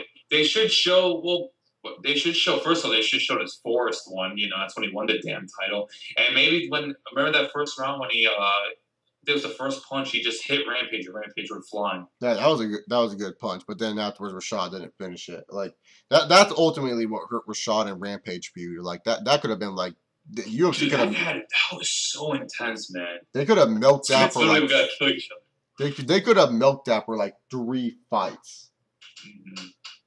Man, the thing with Rashad, man, that makes him better than a lot of people is just he's so fast, man. Like, that's the thing. Is like if Henderson couldn't get his range against Machida, how's he gonna do it against Rashad? Yeah, the thing is, Rashad can't really try to do too much dirty boxing with Hendo, because like with Hendo, that's where you're playing his strong suit is a dirty boxing. If Rashad stays away from this, he's gonna win the fight. Like, if he just takes him down to the mat, he has a better chance. Like, I know Henderson's a good wrestler, but guys, understand this: sometimes when you're on your back, doesn't mean you're a good wrestler. In wrestling, when you're on your back, that means you get pinned. So, trust me, I used to high school wrestle. It's not good being on your back as a wrestler. So, when he's on his back, Hendo's not really that good because there's not a lot of back reversals. Like, in amateur wrestling, they don't teach you, like, so much back reversals. That's, like, more, like, tight, like, BJJ and all those other stuff. Like, that's more for that sport. But, like, if Rashad can lay him on his back, he's going to be fine. But if he tries to clinch with Henderson, that's going to be a long, long night. That's like when Rich Franklin was like, I'm going to clinch with Anderson Silva for like 2 rounds. Like, look how that turned out for you. You're asking for a visit to the hospital now. Yeah. I do think Rashad's will win because I just look at Henderson, man. That fight, he really showed his age, man. He couldn't get the range, and he just looked lost. And Rashad, I think he's much quicker than Machida, and it's a little bit close, but I think Rashad gets out of the first round, he's going to win. Yeah, because Henderson's going to just try to throw the H-bomb all day long, and it's not going to work. Now Rashad's too quick for him, man. Yeah. Now moving forward to the 4th of July card. It's always one of the bigger cards in the UFC. We got Anderson the Spider Silva defending against Chris Weidman. The other fight...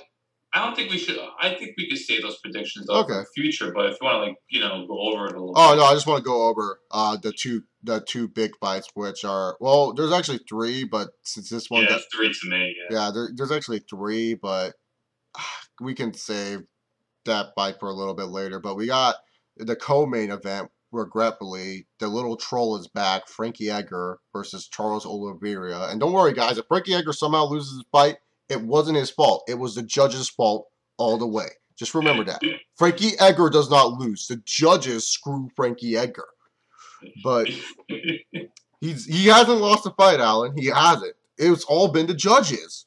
But Frankie Edgar's back facing Charles Oliveira. This is his first non-title fight in like fucking forever. But yeah, Frankie Edgar's back. So what can you say? He's fighting Charles Oliveira. Are you excited for that fight or no? This issue with Charles Oliveira, he just came off getting knocked out from Cub Swanson, and now he's in a co-main event. Yeah, and Cub Swanson is also on this card too. Yeah, I think he's facing a Seaver, and it's just I understand the name value of Frankie Edgar, and I know he's like a big name, but it's just like you couldn't match him up with somebody better. Like Charles Oliveira, like I don't think 80% of the audience really knows who he is. In terms of, all right, non-MMA fans, like you guys that barely watch, I don't think they know who Charles Oliveira is. Yeah, I think like if you did like watch one, like you probably heard his name on like a UFC Unleashed episode, and you're like, hey, I remember him. He had different hair back then. Notable guys though on the undercard, Mark Munoz is taking on Tim Bosch. and Chris Liebman's on the undercard for some odd reason. Hey Dana, fucking idiot, take off Dennis Seaver and Cub Swanson and put Chris Liebman on there. Well, I think people are starting like come see Cub Swanson as a title contender because he finished off Oliveira and he put on a really exciting fight with I think Dustin Poirier at Fuel. So I think a lot of people are starting to like Cub Swanson. Yeah, last time I saw Cub Swanson face Jose Aldo, 2 knees to the face ended in like 4 seconds. So I'm not all excited to see Cub Swanson against Jose again. Well, I think another big one. I think the third big one on the card has to be Carl Llanos versus Zombie. Yeah, exactly. I'm really excited for that one. I mean, he was killed Eric Coach, man. Like when that happened, he literally just Eric Coach just fell to the ground and it was just I couldn't believe it. I mean, that's the fight that I wanted to be the co-main event. I mean, that fight's going to be a brawl. I think. Do you feel? I want a chance on John to win though, but we'll talk about that in future episodes. Obviously, Silva versus Weidman. Are you excited for that fight? I am. I know a lot of people. I don't think Weidman deserves a touchdown. I think it's just more showing how bad middleweight division is right. But the thing is, Weidman's a New York guy. He's a Long Island guy. I think I'm going to go to a place to watch Long Island. So the people that are going to be going wild. And it's Anderson Silva, man. How can you not be excited for Anderson Silva? And I think Anderson's going to come into this fight looking to prove something because he doesn't want to fight GSP or John Jones next. So he wants to make another big statement. Do you think Chris Weidman is drinking out of Matt Serra's juice before he fought GSP that one time? Do you think that? do you think Matt Serra's giving him tips after pull off an upset? It's weird. I thought Matt Serra retired in 2010. Now I just hear he just recently retired. I'm like, what the hell? No, Matt Serra didn't retire. He was just like, Dana White just didn't book him. Like, I think in his last fight, he didn't really prove too much, and Dana White just didn't book him for a long time. So he was like, you know what, man? I'm going to retire, and I'm going to go train Chris Weidman. Is he training Chris Weidman? He has to be, right? He's somewhat of an influence. I love Matt Serra, man. I think he's one of the most entertaining guys. So yeah, dude. When Matt Serra won, oh my god, that was a crazy scene. Like the Ultimate Fighter comeback season was one of the best Ultimate Fighter seasons ever. Like that was one of their best seasons that they had because a lot of the guys that were just like nobodies on the roster, you got to know them more, and then like that's how I became a fan of Chris Lytle. I didn't know who the fuck Chris Lytle was until the comebacks. Like when I saw that, I had the season on DVD. It was a great fucking season. And I loved the idea that the winner of this comeback season got a shot at the title. It was almost like a Tough Enough type of thing. It was legit. Like they need to do that. They need to do comebacks too.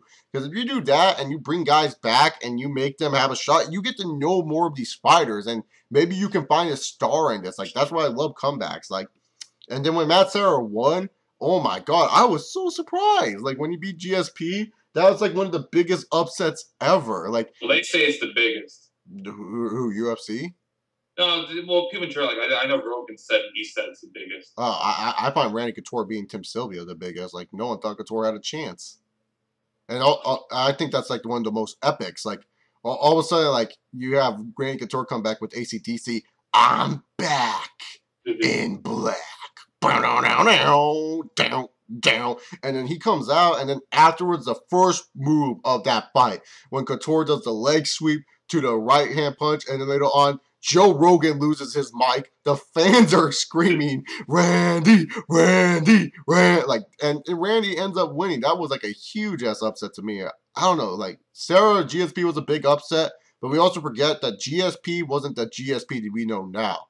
Like, that was GSP when he was like still young. Like, when he held the title, he was like 25 GSP. So. I think I think Rogan's just mad on like kind of like reputation, like.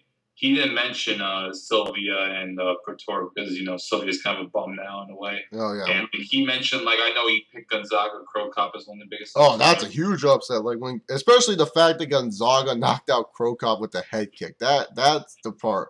Dude, Crow Cop fell like he got shot pretty much. Yeah, pretty much. And he was doing a stanky leg and all. And he just dropped. He, like, plopped. He was like, what other upsets did he have on that list? Do you have anything interesting? Like, any other... Like, ones that we probably didn't know. Like, I heard he brought up... This is weird. This one stood out to me because it's weird. I think it was Charlie Benjamin against... who was it, man? It was a weird undercard thing. I forget. It was Charlie Benjamin against somebody. Leave it to Joe Rogan to bring you two fighters you probably don't even know anymore. It was Charlie Brennan against because he took on like 6 days notice. Oh, Rick Story. Oh, so when Rick Story upset Charlie Brenneman or no? No, Charlie Brennan upset Rick Story. Oh, okay. I thought because then Rick Story do the same thing. He took a fight on 6 days notice and he won against like Thiago Alves. Yeah, that's true. Yeah, so Rick Story did the same thing. Huh? I'm surprised he didn't make the list. Yeah, I like to watch video because I do like listening to Rogan's list, but yeah, as for Weidman, I think it's just going to come down to him wrestling, man. He's gonna like, if he cannot get in a striking battle. Oh, well, he's not Chael Sonnen wrestling. Like his wrestling's nowhere near Chael Sonnen. Like Sonnen is like a legend in Oregon in wrestling, and Weidman is like wrestling. I don't know. I just don't see too much for Weidman, but I think that's enough MMA talk. Next time we will talk about MMA, we will actually predict UFC 162 because that will be right around the corner. I think we also will we predict Demetrius Johnson making his Fox appearance again against Morga. Yeah, we'll do that too. Yeah, because there's solid fights on that card. Aldo versus Pettis has not had a full card yet, but just know that's taking place in Rio de Janeiro, Brazil. So that should be a good fight. And yeah. Oh, I heard this fight.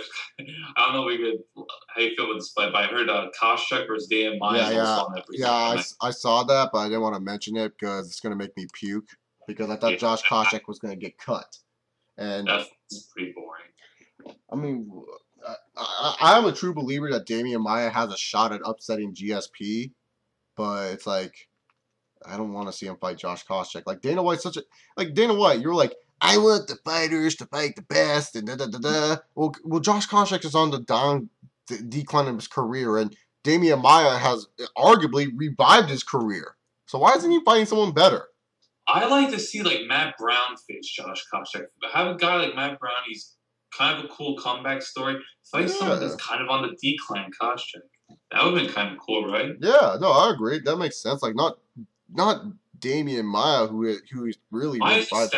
Matt Brown's not established. Yeah, I mean, and Damian Maia has revived his career. I mean, seriously, he's never looked better. I mean, this is like the Damian Maia. Like when people were talking about Damian Maia back when Silva was champion, this is the same Damian Maia people were talking about. Like they were like, he's the only one that can beat Anderson Silva.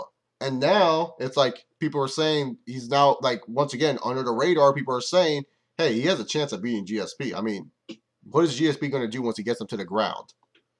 Like definitely. I don't know. I think it's striking's gonna hurt because the thing with the welterweight division, there's so many good strikers. You know, you got Martin Kampman, you got Carlos Condit, you know, Johnny Hendricks too. You got guys that have legit knockout power, and I can't really do stand up. And I forgot to mention Robbie Lawler. That's another guy. Oh yeah, Robbie. Is his name? Burger. There's so many crazy strikers in that division. Yeah, welterweight's pretty solid. Condit, he's also another good striker in that division. So Rory McDonald, I don't know if I consider him a knockout guy, but I think he's very impressive too. He just has. I think Rory McDonald's more of a impressive talent than an impressive striker. All right, what's on NBA? Yeah, we're going to talk about the NBA. Sweep City, the San Antonio Spurs with their second sweep. Once again, heading to the NBA Finals. Tracy McGrady's going to the Finals. I swear you're the only guy that has mentioned that. Like it was trending on Twitter. You were the only guy that mentioned this. It was trending on Twitter. T-Mac was trending on Twitter. T-Mac and Tracy McGrady terms were trending on Twitter, and everyone was saying he's the good luck charm for the Spurs. I mean, all T-Mac has to do is show up, put in gum in his mouth, look bored, chew it, and do nothing. I mean, what better position for T-Mac than that? I mean, I'm so happy. He might be playing the finals when they're losing by 20 to Miami Heat. No, he doesn't. He only comes in winning situations. Like he doesn't need to. He doesn't come in losing situations. Yeah. I have to see T-Mac against Rashard Lewis in the all washed up match. Oh my God! It's the Rockets versus the Wizards. Can't wait for that, Matt. Oh no, wait. T-Mac would be on Orlando at that point, so Orlando versus Wizards. Who cares? But. Wow, I'm gonna talk about Rashard Lewis. The Spurs swept the Grizzlies. Were you surprised by this? Because I was surprised. I chose the Grizzlies in 6. Well, I had the Spurs in 6 actually. Like I said, my major issue with Memphis was they don't have enough scorers, Mm-hmm. and to go up against a really tough defensive team like a San Antonio is going to be hard. I know the Thunder are a very good defensive team, but once they lost Westbrook, they were done. They just didn't have enough. And Okay, the Thunder are not a good defensive team. I don't know why people say that. Like really, all the Thunder is Serge Ibaka and Kendrick Perkins down low. Like Durant's not really good defensively. oh, Cephalosha, he's a top defender. Man, He doesn't play a lot. I'm not a fan of Cephalosha's game. In all honesty, like I'm more of a fan of Tony Allen's game than Cephalosha. Like, Oh, absolutely. Even though I do hope Tony Allen never pulls a Dolph Ziggler again. yeah, that was bad. Did you realize Tim Duncan found out he had arms? Oh, dude, he is. Tim Duncan, man. I consider him like the Tony Gonzalez of the NBA, but dude, Tim Duncan's a weird guy. Like, there's this video, another weird video I just posted. He bumped into Richard Jefferson during the Warriors series, and he just stared them down for a good minute. And I mean, these guys were teammates like 2 years ago. Tim Duncan's pissed off because he didn't do shit when he was in San Antonio, though, Richard Jefferson. You can YouTube it. YouTube Duncan. He just stared him down and was like, what did this bump into? The thing about Tim Duncan that is so interesting, he's so boring on the court. Like, when you see this guy on the court, he's like really boring. He makes the same facial expressions. He's like, he doesn't do anything. But if you type in, and it's weird to type in this, but type in HEB commercials. That's like the grocery store in like Texas or something. He has all these funny ass commercials with Manu Ginobili and Tony Parker. Like, he's actually really funny. Like, I'm laughing my ass off with Tim Duncan's doing these commercials. And I'm like, why don't we get this Tim Duncan on the court? Why do we get this boring ass like grizzly bear? Like, why do we get this boring Tim Duncan? He's just quiet funny. He's kind of like maybe like kind of like Mark Hunt in a way. Like, Mark Hunt's just quiet, but like he says 2 words, you kind of laugh. Yeah, like Tim Duncan's kind of like that too. And also with Tim Duncan, he's sadly going through a divorce. I don't know why his wife. Oh shit, really? He seems like a very nice guy. Yeah, good old Tim Duncan, and he's got a good paycheck, I assume. Yeah, like he's going through a divorce right now, and it's kind of fucked up. Like, I don't even know why. Like, I'm not a big Tim Duncan fan. Obviously, being a KG fan, obviously there's wars of who's better, KG or Tim Duncan.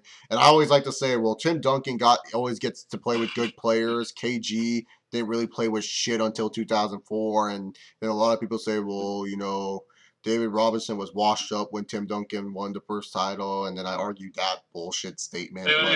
Doesn't make sense though. They won in '99. I think Duncan was in his second year, and Robinson was still playing at a high level. So yeah, no. A lot of people sometimes say Robinson was washed up by them because he didn't win a title for them. I don't know. In 2003 was when they beat New Jersey. I think Robinson retired that year. Yeah, he retired after that year after they won the title. But I always like to defend KG different ways. Like, a lot of people say, like, it's like the Blake Griffin Kevin Love comparisons. Like, yeah, if you put Kevin Love with Chris Paul, I'm pretty sure he would be the best power forward in the NBA too. Like, I always better because K-Love can shoot. Yeah, well, Griffin, what is he, like, just dunks or whatever? I don't know, but he's evolved a little bit. I think he has a good mid-range. The thing with K-Love is K-Love, he can shoot threes here and there, and I think he's a better all-around player, obviously. Yeah, and I always defend KG in different ways because KG really didn't have shit. But Tim Duncan's one of the best power forwards of all time. There's no denying. Best power forwards or centers, wherever you want to put him. He's a guaranteed Hall of Famer. He might become a 5-time NBA champion. We don't know yet, but Spurs are undefeated in the NBA Finals, which is worth noting. And also, it's a fun fact. San Francisco 49ers used to be undefeated in the Super Bowl and lost this year in the Super Bowl. So is this the ending? Is this the ending of the streak? The Spurs streak is over if they face either Miami or Indiana? Yeah, it's kind of like a foregone conclusion. If Miami, if they make it, they're going to win. It's just they're too good. But I think San Antonio, they're not going to go out without a fight, man. This team, I think I really like what they're doing in terms of like adding role players. Just seeing Leonard and Danny Green, like these are young players that just continue to step up. You know what I mean? And Thiago Splitter too. Thiago Splitter, and not only that, like Gary Neal, he's stepping up. Corey Joseph, DeJuan Blair at times. DeJuan Blair sometimes, yeah. Patty Mills. We all know Patty Mills is useful for that towel whip. Patty Mills with the towel whip, that gets that gets the crowd going. The thing is, though, for me, I feel that like almost like I know a lot of Spurs fans are like, oh, I hope we face the Pacers, but I wouldn't want to face the Pacers in a 2-3-2 format. That's fuck that. Like I always say, the 2-3-2 format is something that's very, very hard to go against. Like 2-3-2 is like a bad predicament. And like for the Heat, once again, they're in that situation. Like last year, they won because of the 2-3-2 format. You know how big those 3 games in Miami were for them? Like if San Antonio wins 1 game in Miami, that could literally go downhill. And then not only that, the first year of the Big Three, when they were facing Dallas, once they got home for those 3 games at home, they were pretty much, it was a wrap for them. They were pretty much winning all those games at home, and I feel that could happen if Miami would face, the Spurs in that 2-3-2 format. And plus, LeBron James is 0-2 against Texas teams in the NBA Finals. I know, random fact, but he is. Yeah, that 2007 Cavs team literally had nobody. But, Mo Williams. Sasha Pavlovich, Yes. Drew Gooden. I'm very impressed by San Antonio because everyone always knocks San Antonio being too old. And look, they kind of are a little too old in terms of like their star players. But look, they've drafted really well. And I think Kawhi Leonard's going to be a star. Danny Green, not so much. I think he's going to be a shooter. But he's really impressed out, man. I'm a big fan of Kawhi Leonard. And I think he's obviously going to be a tough matchup guarding LeBron. But whatever. I think he'll obviously compete. If George Hill comes back, like, that was the funny thing, because remember, like, in the 2010 Western Conference Finals or whatever it was, like, George Hill was playing over Tony Parker, and a lot of people thought George Hill was going to be the future of San Antonio. What does San Antonio do? They trade George Hill, and they get Kawhi Leonard out of it, and Kawhi Leonard is a future star. I feel Danny Green, fun fact, a lot of people don't notice, Danny Green was on the Spurs, I think, like, in 2010, and then he got cut from the Spurs, but then he came back into Spurs in 2011. So he didn't really miss much. But Danny Green is a really good shooter, and I feel that he's going to be very solid, like, near the future for the Spurs. Like, the Spurs have a lot of good talent in the near future. They're not like going to be the Oklahoma City Thunder that look out and get a 12th overall pick in the NBA draft somehow. Like, what are you doing, Toronto? What are you trading for Oklahoma City to get the 12th fucking pick, you idiots? You guys are morons, like, seriously. Yeah. The Toronto Raptors are just plain out idiots. But they're trying to get rid of Margani and DeRozan. Don't worry, because at number 5, the Timberwolves will trade Derek Williams. We will make the number 5 selection of Victor Oladipo. That would be pretty awesome. I mean, the T-Wolves do need that wing guy. We do need a shooting guard, just in general. I mean, who was Brandon Roy? Like, fuck him. And Alexei Shaved, I love Shaved. Don't get me wrong. Shaved is amazing, but he's only a 3-point shooter, and I love him as our bench player. If he's like the sixth man forever in Minnesota, I'll fall in love with Shaved because I love what this kid was doing. Kind of like what Manu Ginobili is to San Antonio. Yeah, he's like our Manu Ginobili, but doesn't have sick pass. Well, he does have sick passing skills, but not as good as Rubio's. But he doesn't have, like, the driving ability that Manu Ginobili has. Okay. But Ginobili! Well, we went to Eastern Conference, got Game 4 tonight. Yeah, Spurs Miami, versus Indiana. Miami, Indiana. I don't know why I said Spurs versus Pacers, but Pacers and Miami, that's going to be an interesting game. Do you think Pacers are going to win one at home, or do you think they're going to get roadblocked at home? Like, they ain't going to win shit. Yeah, I'm really trying to think about this one because this could go either way. This Miami Pacers series could go either way for this game. Indiana's going to play a lot better than Game 3. Game 3 with Dave just looked terrible. But Game 4, oh, man, it's a tough. If I had to predict right now, I think Miami's going to win by 2 or 3.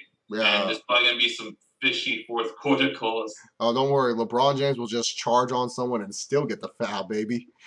Yeah. That's what I hate nowadays. Like, these refs, man, like, it's, like, ridiculous. Like, these guys can't even get touched when they go to the line. Like, sometimes I watch, like, the old days, and I would see, like, when Michael Jordan would face the bad boys. And if you guys never seen those clips, go watch those. Like, Michael Jordan would get tackled before he would even make his shot. And Beer would be like, "Get out of here." Yeah, and the referees did not even call that shit. I was like, man, what happened to those old days? And, like, Joe Dumars and Isaiah Thomas are just, like, smiling in a corner. Yeah, that's just amazing shit right there. Like, I miss the days when the refs were, like, more physical. Like, I think it was Game 1. Wasn't it Game 1? Like, where LeBron made a layup, and then all of a sudden LeBron turns to the referee and he starts hitting his head. Like, I got hit in the head. He did. I remember and then you go to the replay. It didn't even look like he got hit. I don't Yeah, think you I got. think George Hill was guarding him, man. I was like, dude, just get back up. That's what I. What did you think about that one play? What Marcus Saul did? Oh, that was just. I. It's something that you can't even react to. You're just like, oh, how did this happen? He's like, oh, he poked him in the eye. Good job, Marcus Saul. You're a nice guy. But I love Marcus Sol, man. yeah, I think he's on his way to become the best center in the league. But speaking of centers, man, I think the difference maker in this game is probably gonna be Roy Hibbert once again, man. yeah. He's so talented, but the issue with Roy is just sometimes he kind of fades away in games. I like how Indiana is trying to get him in the offense early and making him the focal point, but he's kind of all 7-footers are clumsy away, but it just seems like he does have a mean streak. Yeah, it's not like with like where did Roy Hibbert grow up? Like, did he grow up in like beautiful, like nice cities? Because when you grow up in a nice city, He went to Georgetown. I'll look this up. He went to Georgetown, and where was his high school at? Because like that's where he grew up. Where I grew up, Queens, New York. How the hell did I know this? He grew up in the tough streets of New York, man. And he's soft. Like what? He grew up in a good city like New York, where it's like pretty damn good basketball. Like I consider the basketball cities like California, Detroit, or Chicago, and like New York. I consider those are like the big states, like Michigan. Like those are the big states for basketball. How is he like a weak ass? Yeah, I remember I was hearing more about it. Talk about like they said it's like freshman year of college he couldn't do one push up, and like this summer like he actually did MMA training. Which is pretty interesting. Imagine Roy Hibbert, imagine Roy Hibbert training like Stephen Struve or something. Skyscraper man, train me. Okay, I got you. He's having a great series though, but the thing is all right, he should be having a good series. He don't have anybody over 7 feet because Pat Riley, I don't know what he was thinking of not getting 7 foot. Birdman's playing well, but look, he's Birdman. But let's not forget that also Pat Riley's trying to wait for a certain Laker to come to the Heat. Oh, dude, if that happens, man, the NBA's at work. Well, hey, the NBA is already at work. The Cavs somehow got the #1 pick. Dude, that's another thing, man. Because, hey, there's talks about LeBron James wanting to return to the Cavs. They already have a great point guard. Why not draft the best center in this draft and probably the best player in this draft? You decide between McLemore or him. And then afterwards, LeBron already has a team when he comes back because he already has Dion Waiters there, too. All they're missing is a power forward. The one thing is, Tristan Thompson. Is that, why it's not a complete work is just like, this is a weak drift and Noel's coming off a torn ACL, and I watched a lot of college basketball. He does not have a great offensive game. This guy's a monster defensively, great shot blocker. But so is he like Anthony Davis, but bigger? Raw, in a way. Is he like Anthony Davis? But Anthony Davis is a little more physical, but he's not Kwame Brown raw. But he is he doesn't have enough post moves. You know what I mean? Yeah. Okay. So Tristan Thompson. But in 2 years when LeBron's contract's up, I mean. Obviously, Noel and Kyrie and all those guys are going to be good. Tristan Thompson, yeah. Yeah, Tristan Thompson will be good. I can see LeBron going back to Cleveland, but I don't know. At that point, everyone knows I'm a Heat fan. I'll be satisfied with the Heat. They're probably going to win a ring this year, and who knows about next year, but... Next year will be interesting. But, no, because, Pat Riley's trying to find... obviously, Pat Riley's trying to find a center, but really, the only best centers in the NBA are, the 7-foot guys, like Dwight Howard... Brook Lopez. I think Brook Lopez is a good shooter. I don't think he's I don't agree when people say he's like a great center. He's just a great shooter, but I don't say he's a great center. Marcus Saul is up there. Marcus Saul is definitely up there. Who else? Al Horford, yeah, Horford. I've always liked Al Horford. Yeah. I just think he's on Atlanta where nobody really pays attention to him. I think he made 18th in the MVP race this year. He got 18th. Is that even possible? No, they ranked the top 25 players for the MVP race. Yeah. Horford, man, I always liked him. It's a shame Atlanta's gonna be horrible next year. They got to rebuild, man. Playing something. They got to trade Josh Smith. He doesn't fit. Well, Josh Smith is already going to say see about. He might go to Brooklyn. I can see him going to Dallas, man. I think Dallas, they have the money, and they're kind of upset they didn't get Deron Williams last year. So I think they're going to cash in on a big free agent, whether it's him or Mo Ellis. Yeah, that's true. Well, Monte Ellis is a free agent. I thought. Yeah, He... he wanted I think he bought out his contract. He's leaving. Said after that, I'm not playing Milwaukee anymore. Fuck you, Milwaukee. Oh god. What about Larry Sanders? He's solid. Larry Sanders. I like Larry. He's a Mount young Sanders. guy. He's kind of raw, but his shot blocking's insane. Like, Who? he's gonna be one of the best shot blockers. Larry Sanders just came into mind to give Milwaukee. I was like, oh, he's a good center. What other good centers are there? Like, there's not really a lot of. Yeah, I wrote about that. Like, this is like the NBA playoffs. It's kind of like a rejuvenation of centers. We've seen Roy Hibbert play well, Marcus Gasol play well. We saw Andrew Bogut have his moments. Oh yeah, Andrew Bogut. Yeah, Andrew Bogut's always a good center. He just needs to stay healthy. Yeah, that's pretty much the only thing. And I don't know if you classify your boy Al Jefferson as a center. Oh yeah, he is. He's a center. Well, I don't know. It depends. Like if he goes to like let's say for somehow some way he goes to the Lakers, he's not a center. He's a power forward. Or if he goes to like a Miami, he's a center. Mm-hmm. So I don't know. Paul Millsap fits the same role. Like Paul Millsap's the same thing. Like I don't know if you count him as a center or power forward. Like God, dude, fucking Jazz are fucked up. They need to sign those two Bamas quick. Well, technically in Miami, Chris Bosh is the center, so that just tells the whole story. Yeah, that's true. So Paul Millsap wouldn't really fit in Miami, but are you enjoying Chris Bosh just hanging out in the perimeter, just chucking up threes in this series? Like, I'm loving it. Chris Bosh does whatever the fuck he wants. I mean, he gets a lot of heat, and whatever. He's kind of overrated, but he's a very efficient player. Yeah, he doesn't make a lot of stupid decisions. Yeah, Paul. I love what Chris Bosh can do on the court for you guys, like getting offensive rebounds. I think he's one of the best putback players. I forgot what it's called, the term. My mind's trying to remember. Like where you put the shot back after you get the rebound. Is it called putback?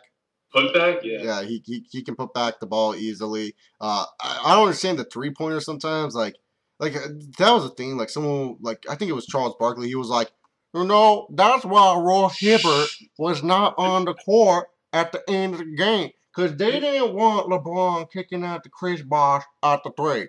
And it's like, why do you care if Chris Bosh is at the 3? Okay? Chris Bosh is going to make that shot 10% of the time. I would rather have LeBron kick it out to Chris Bosh for 3 than leave LeBron going to the paint and driving for a layup. Yeah. Like, I don't understand why people were saying, like, defending that move and all that other stuff. But speaking of the Grizzlies, you think Lionel Halls is coming back? Because that was one interesting thing. I mean, obviously he's had a lot of shots.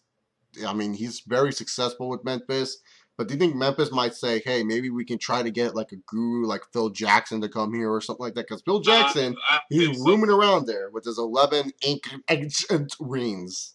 I think Memphis has overachieved this season. I don't think they'll fire him. It's kind of disrespectful to him. They beat a good Clippers team, and they beat the Thunder, which was, I know it kind of looks bad, but hey, look, they made it to conference finals. I don't think you could fire a guy like that because remember their expectations weren't high. They traded Rudy Gay.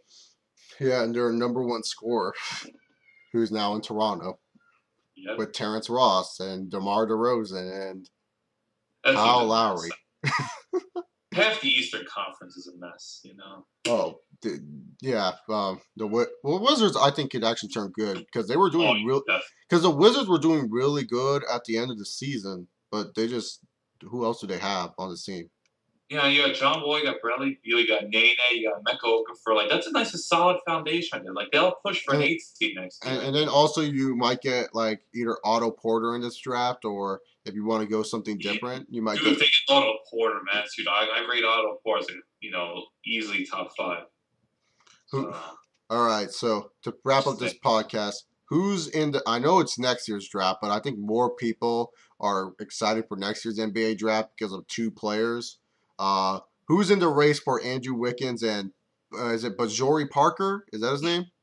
Yeah, I think I'm pretty sure. Okay, who's in the race so far? Who's going to win the Andrew Wiggins sweepstakes and who's going to win the Bajori Parker sweepstakes? Because I'm hearing too much about these players. I haven't heard this much about college players in a long ass time. Like these are like very, very hyped up college players. Like this is This is as big as Melo and LeBron for me. No, I would say Durant and Odin. Oh yeah, Durant and Odin were pretty big. Yes. So, who's gonna be the thing is you can't really predict it because it's the lottery. It's not the NFL. You can predict all worst team. You know what I mean? That's true. If I had to pick a worst team the next year, man, Charlotte, Orlando, one of those two teams. Like, it's pretty evident. The Hornets. No, the Pelicans. No, New Orleans is the Pelicans. Charlotte's now. Oh yeah, Charlotte's back to the Hornets next season. Yeah. Oh, I think they're actually still the Bobcats tonight. Yeah. They're the Bobcats for the 2013 to 14 season, but they're gonna be the Hornets in the 2014 to 15 season. God, that's so stupid. Hey, they're back home, baby. Michael Jordan is doing this product right. He's been drafting like Adam Morrison this year, bro. He's gonna try to redraft Adam Morrison. With the second pick, the Charlotte Bobcats select Trey Burke. Why? You already have Kemba. Where do you think Trey Burke and Hardaway are gonna go? Where do you think those two are gonna go? Well, I think Burke's probably going to be like around the 6th to 10th pick. Like he's going to be. I think he'll just make the top 10 because the thing is, man, whenever you have a huge NCAA tournament run like Stephen Curry did, a lot of people are going to you're going to be picked a little higher than you should be. No, that's not just on Trey Burke, but it's just point guards normally don't get picked a lot because there's so many good point guards in the league, but somebody will take them in that range. Maybe late first round. Do you think the Magic might take him at number 2, or do you think no? Because they don't have anyone at the point guard position. So. I know, but I just don't think. I think his jump shot's kind of inconsistent. Mm-hmm. I can see Orlando probably taking Malcolm Moore just because he's the best athlete. Orlando's in that position where they just have to take somebody. Yeah, they could either trade. Do you feel New Orleans could take him, even though Grivius Vasquez had a good season? No. Well, dude, they got him. They got Austin Rivers. They don't need point guard. I think they're going to go for a small forward. Yeah, because that's the thing. Where does trade? Do you think maybe the Suns, if they don't like Oladipo, they say, hey, you know what? Maybe we need to, because everyone else is building off a point guard. Let's build off a point guard. You think we'll talk about the draft more in the next podcast. I don't have it in front of me the list, but yeah, I don't know what's gonna come in. You know what? Maybe the Timberwolves will take him. They love point guards. Ricky Rubio, Trey Burke, fuck the world. Hey, don't worry. We have a second pick, so we'll just draft Tim. No, who was the fucker that in the Louisville game, in the championship? Spike? Was that the fucker that was shooting all those threes? On Louisville? No, on the Michigan. On Michigan. He was shooting all those damn. Yeah, he's going to be our next pick. That's our next pick. Spike Aldridge. 8 points a game. Yeah. I mean, fucking David Kahn fell in love with him, obviously. No, I'm just kidding. We got Coach Flip Saunders back, so Flippy's taking over the reins for the Timberwolves. But, yeah, I hope Trey Burke does not get drafted to the Timberwolves. My dream list is somehow we get Macklemore, somehow we get Oladipo, somehow we get Shabazz, or somehow we get C.J. McCollum. C.J. McCollum's my last choice. I think you'll get one of those 4 guys. That's all. I'm pretty confident. Yeah, those are the solid 4. But knowing the Timberwolves, we'll draft some European center because Ricky Rubio said he's good. All right. Well, yeah, I assume so, man. I assume so. So do you think Miami's gonna win the series and then win the title? Yeah, just about 100% of people. And by the way, shout out to John Hollinger for being the only guy in terms of ESPN's analyst role to pick the Spurs before the season to make it to the finals. Everybody was picking either the Lakers or the Thunder. So yeah, good job. I mean, Michael Wilbon's the only one on the ESPN crew that chose the Spurs to win the series against Memphis. So good job for you, Michael Wilbon. You're not an idiot after all. But with the Spurs, I'm always, if I choose against the Spurs, Allen, I'm being dead serious.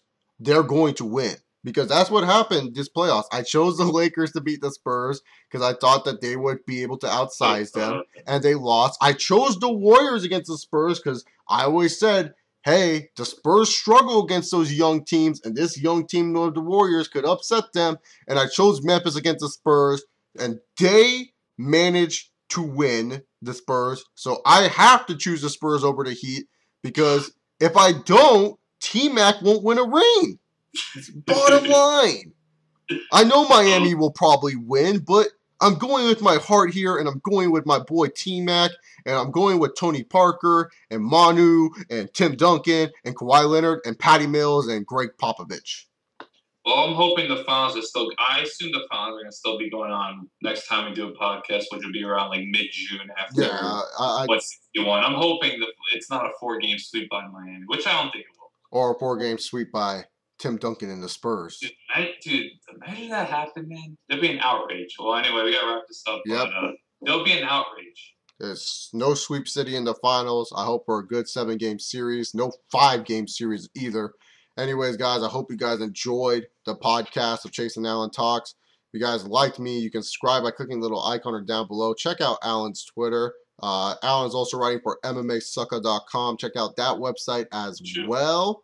That's pretty much it, what I got to plug for Allen. And you guys know what I'm going to plug my Twitter. Anyways, guys, just follow me on Twitter. Send me in those questions for those Q&As I like to do. And keep subscribing and keep on watching. Hope you guys enjoyed, and I'll see you all later. Peace.